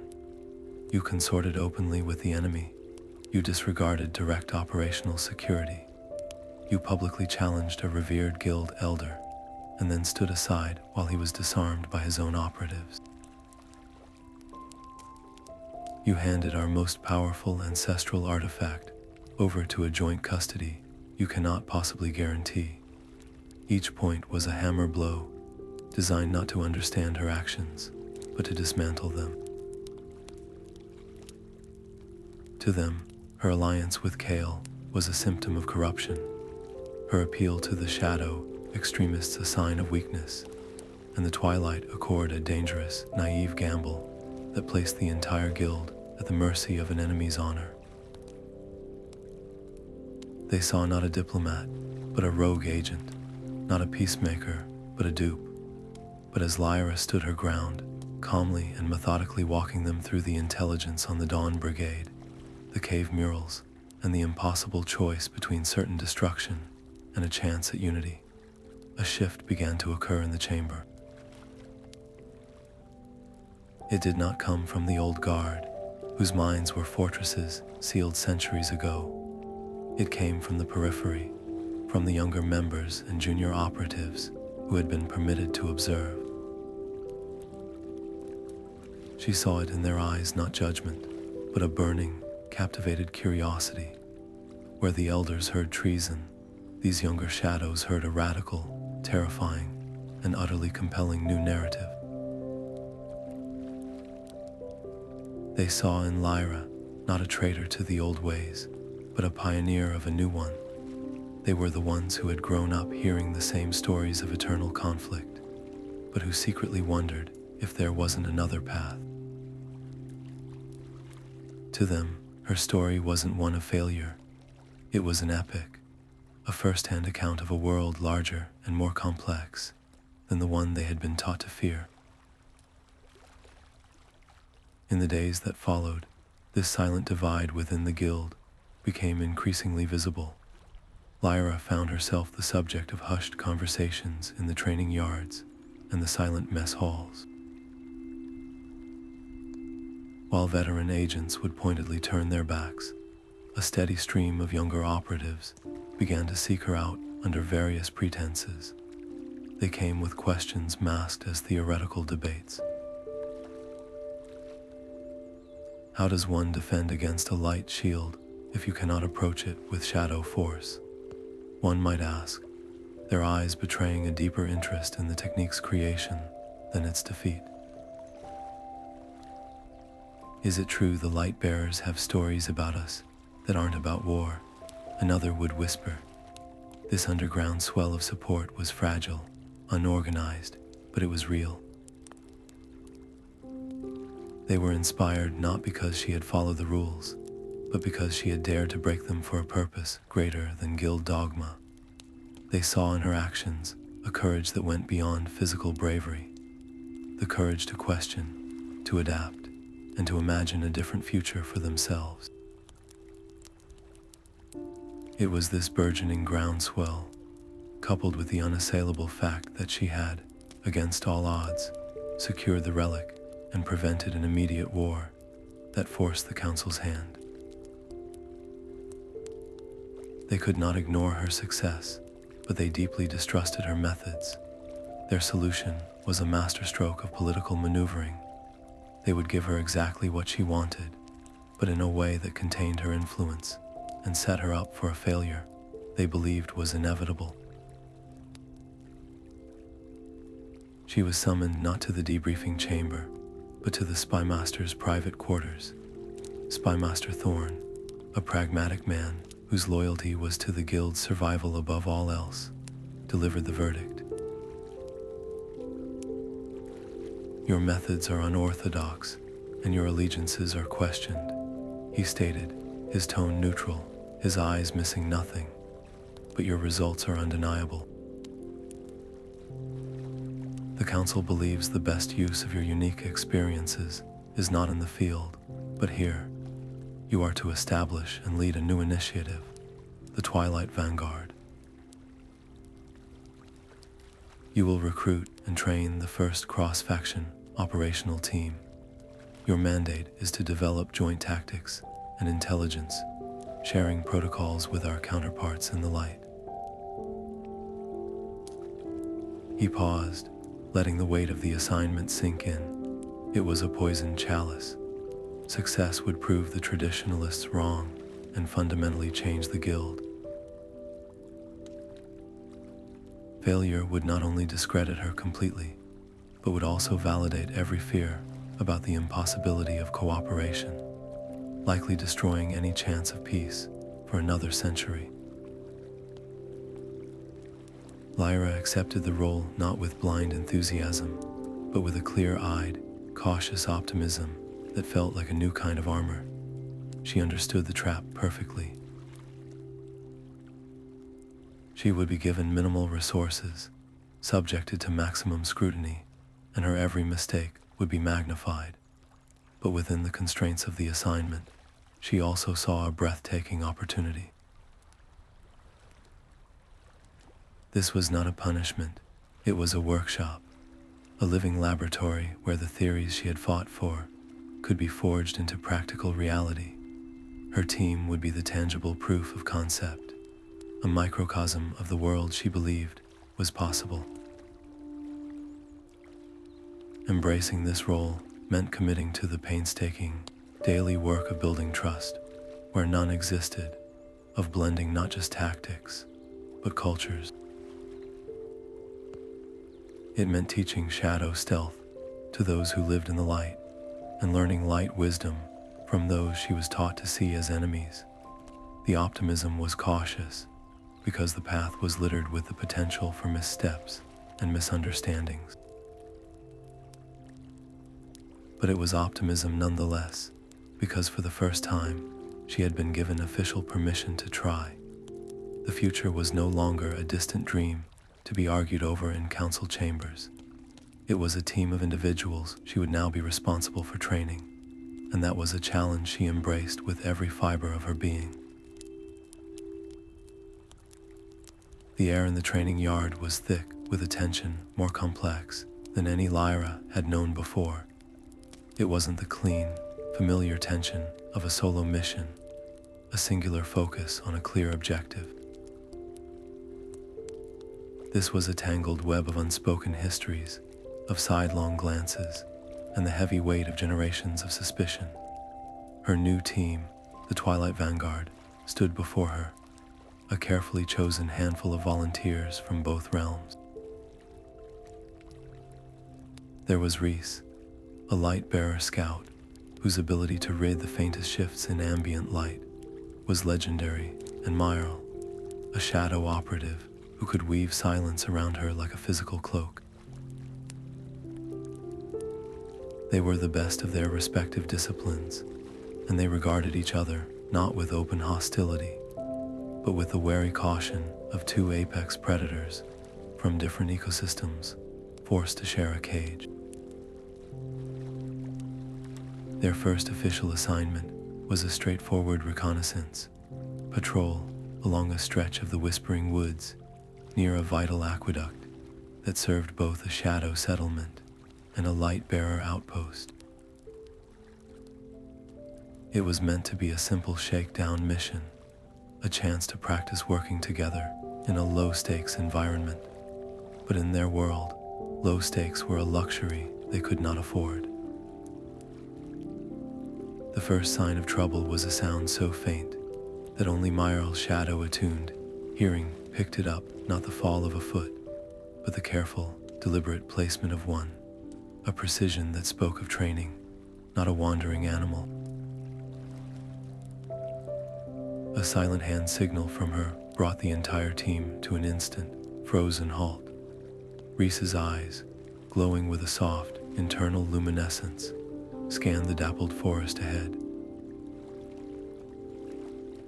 Where Lyra and the others saw only trees and shadow, he saw a thermal anomaly, a patch of cooler air that didn't belong, a cleverly camouflaged figure using a shadow-dampening cloak to hide from visual detection, but unable to fully mask their heat signature from his unique sight. He pointed, a subtle gesture, and the team's focus zeroed in. But then Myral pointed in the opposite direction, her own senses detecting the faint, acrid scent of sun ore, a mineral used in light-bearer explosives. For a heart-stopping moment, the team was paralyzed, their instincts pulling them in two different directions, each suspecting the other's faction of being the sole threat. The old divisions threatened to crack their fragile unity before it had even truly formed. It was Lyra who saw the truth in the disconnect.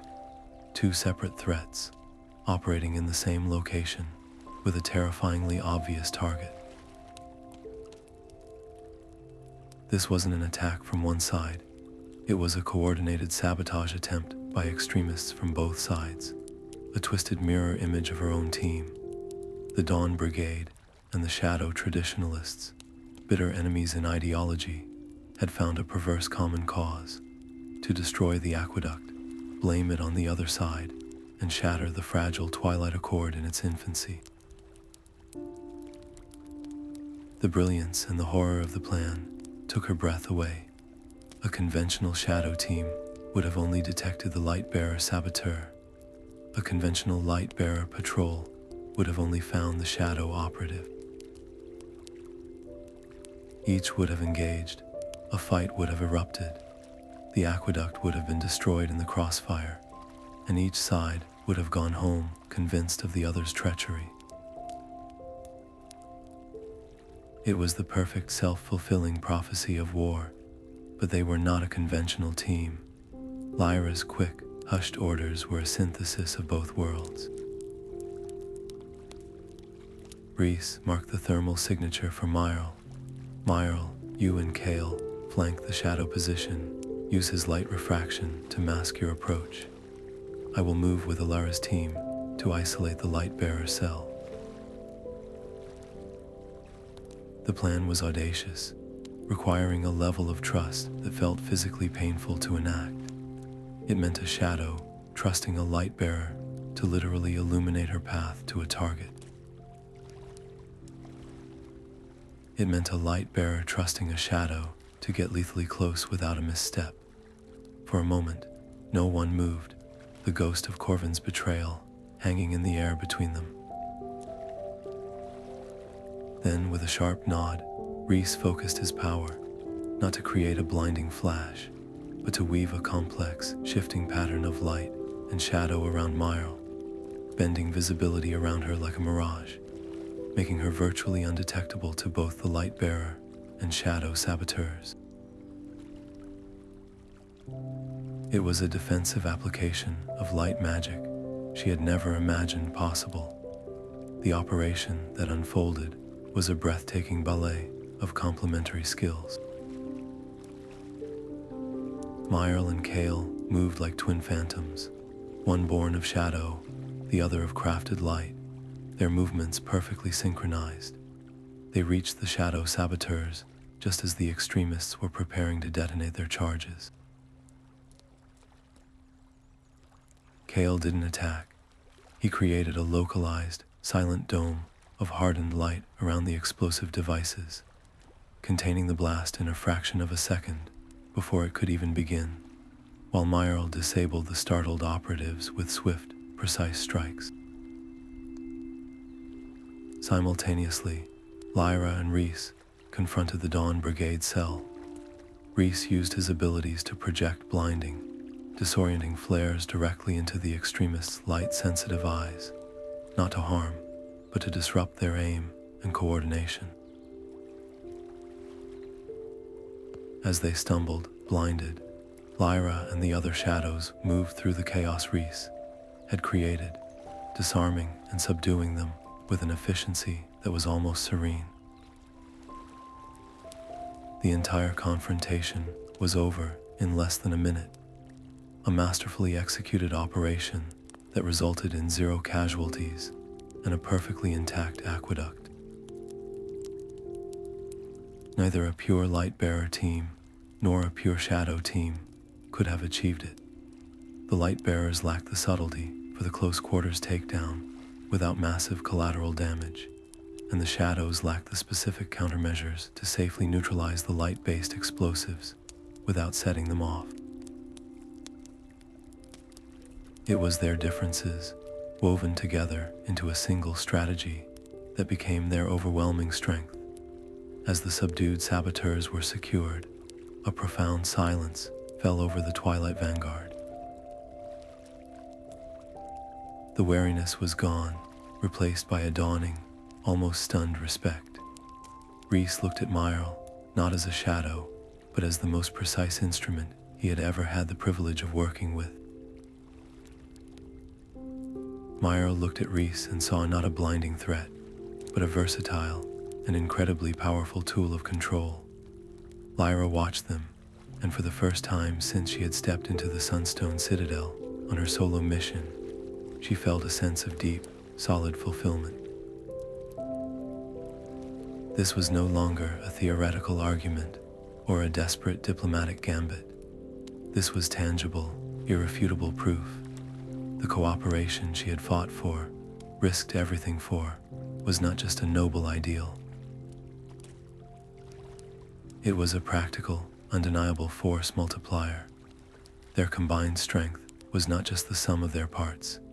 It was something entirely new, something greater, a synergy that made them capable of feats that were literally impossible for either group alone.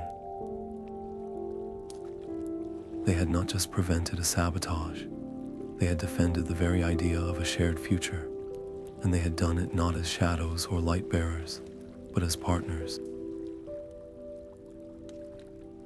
The first hint was a whisper of displaced air, a flicker of shadow in the wrong sector of the Twilight Meadows central vault, where the relic was kept. It was Myral who caught it, her shadow-honed senses prickling with an anomaly so slight it would have been invisible to any conventional security system. The vault itself was a masterpiece of the New Alliance, a structure woven from both light-bearer crystal and shadow-forged obsidian, its locks requiring a dual-key system that embodied the Accord itself. Yet the alarm remained silent. This was no blunt force assault. This was a surgical breach, executed by individuals who knew the protocols, who understood the rhythms of the very guardians sworn to protect the place. Lyra's team, now a well-oiled machine of integrated talents, converged on the location not as a single unit, but as a coordinated net of complementary senses. Rhys, his eyes closed in concentration, mapped the thermal signatures within the vault chamber. His report, delivered through their silent comm link, was chilling. There were not one, but two distinct groups inside, moving in a tense, parallel dance.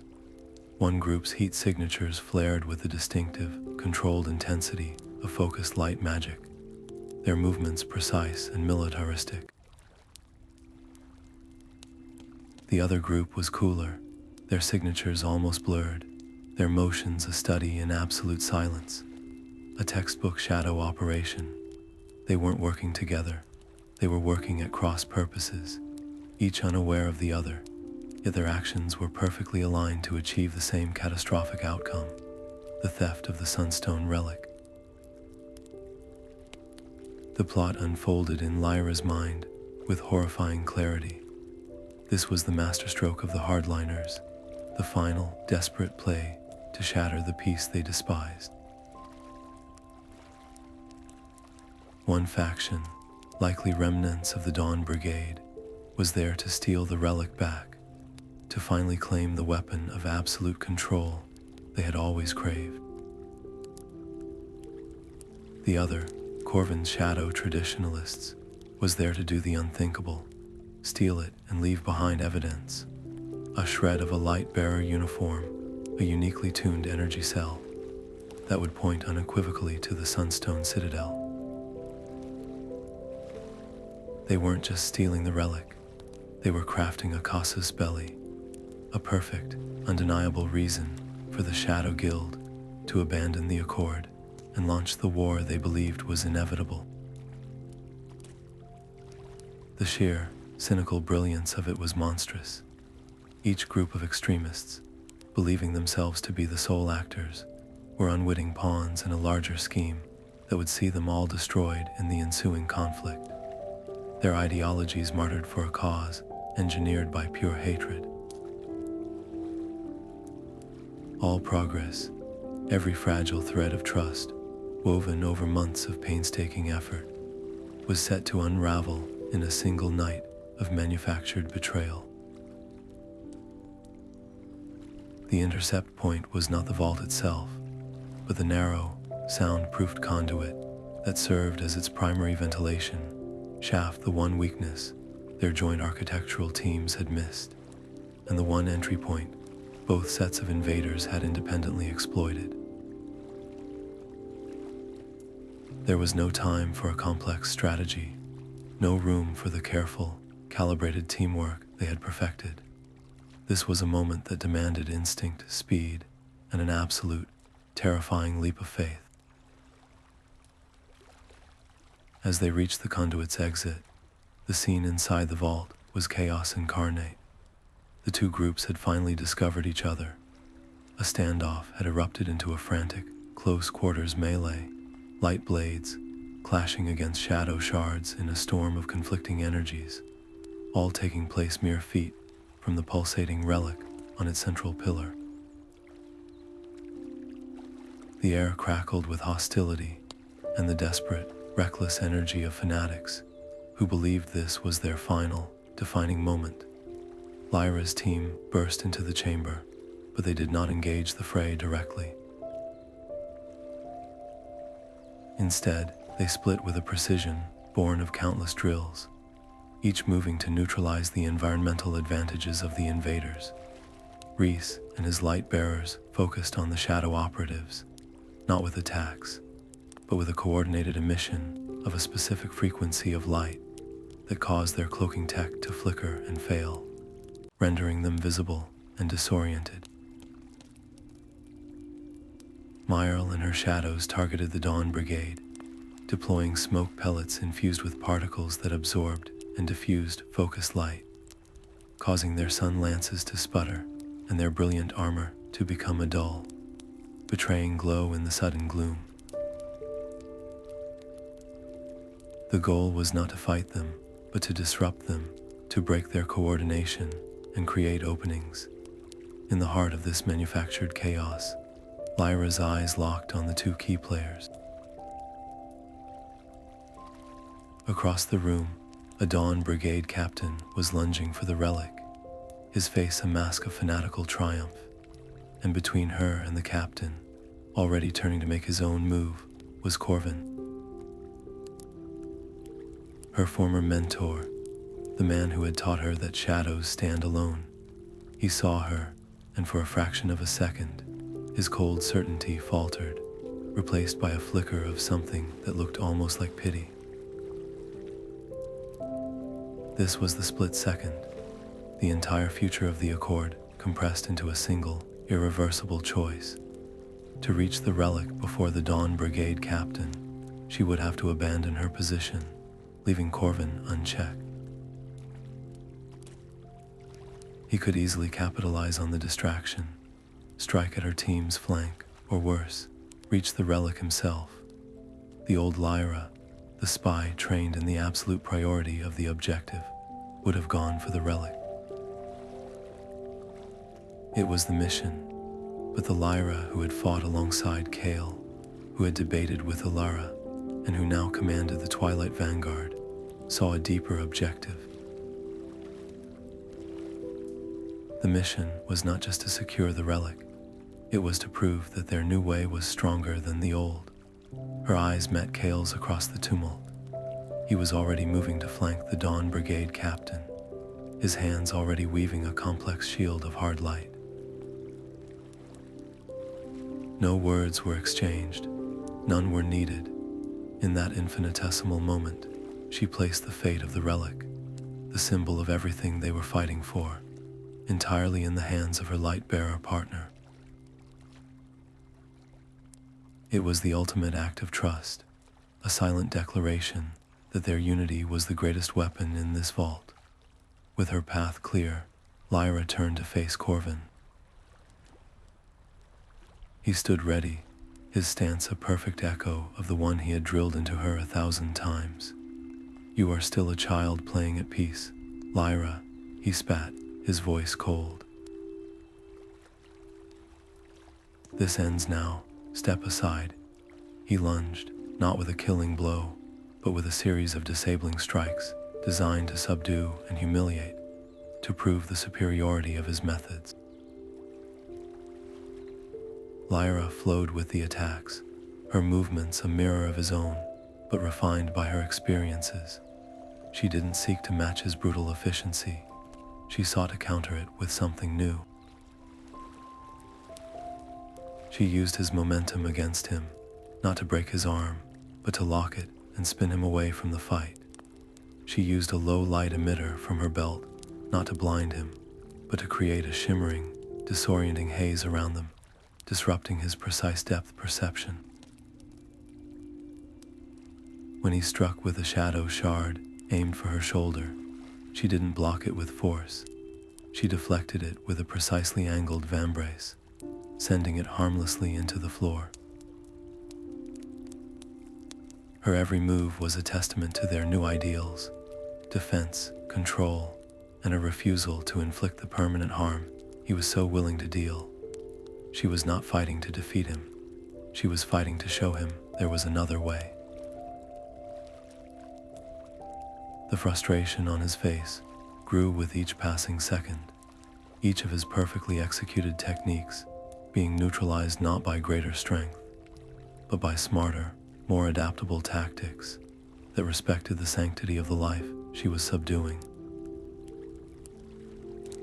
As she finally executed a flawless, non-lethal takedown, using a pressure point to drop him to his knees, temporarily paralyzed, the look in his eyes was not one of anger, but of utter, world-shattering confusion. He had been beaten, not by a light bearer, not by a superior shadow, but by the very philosophy he had dismissed as weakness. As Corvin slumped, Lyra's gaze snapped to the center of the vault. The chaos had subsided. The rest of the invaders had been subdued and disarmed by her team, their plot foiled, and there, standing calmly before the relic, was Kale. The Dawn Brigade captain was encased up to his neck in a seamless, transparent shell of hardened sunlight, his face frozen in a rictus of impotent fury. The relic glowed serenely, untouched and secure. Kale met her eyes and gave a single, slow nod. The trust had been earned, the unity had held. In that silent, powerful exchange, in the sight of her former mentor, defeated not with lethal force, but with principled precision, and in the secure glow of the relic protected by a joint effort, Lyra knew. They had done more than stop a theft. They had passed their greatest test. They had proven, beyond any doubt, that their strength did not lie in isolation or in purity, but in the beautiful, powerful, and unbreakable synergy of light and shadow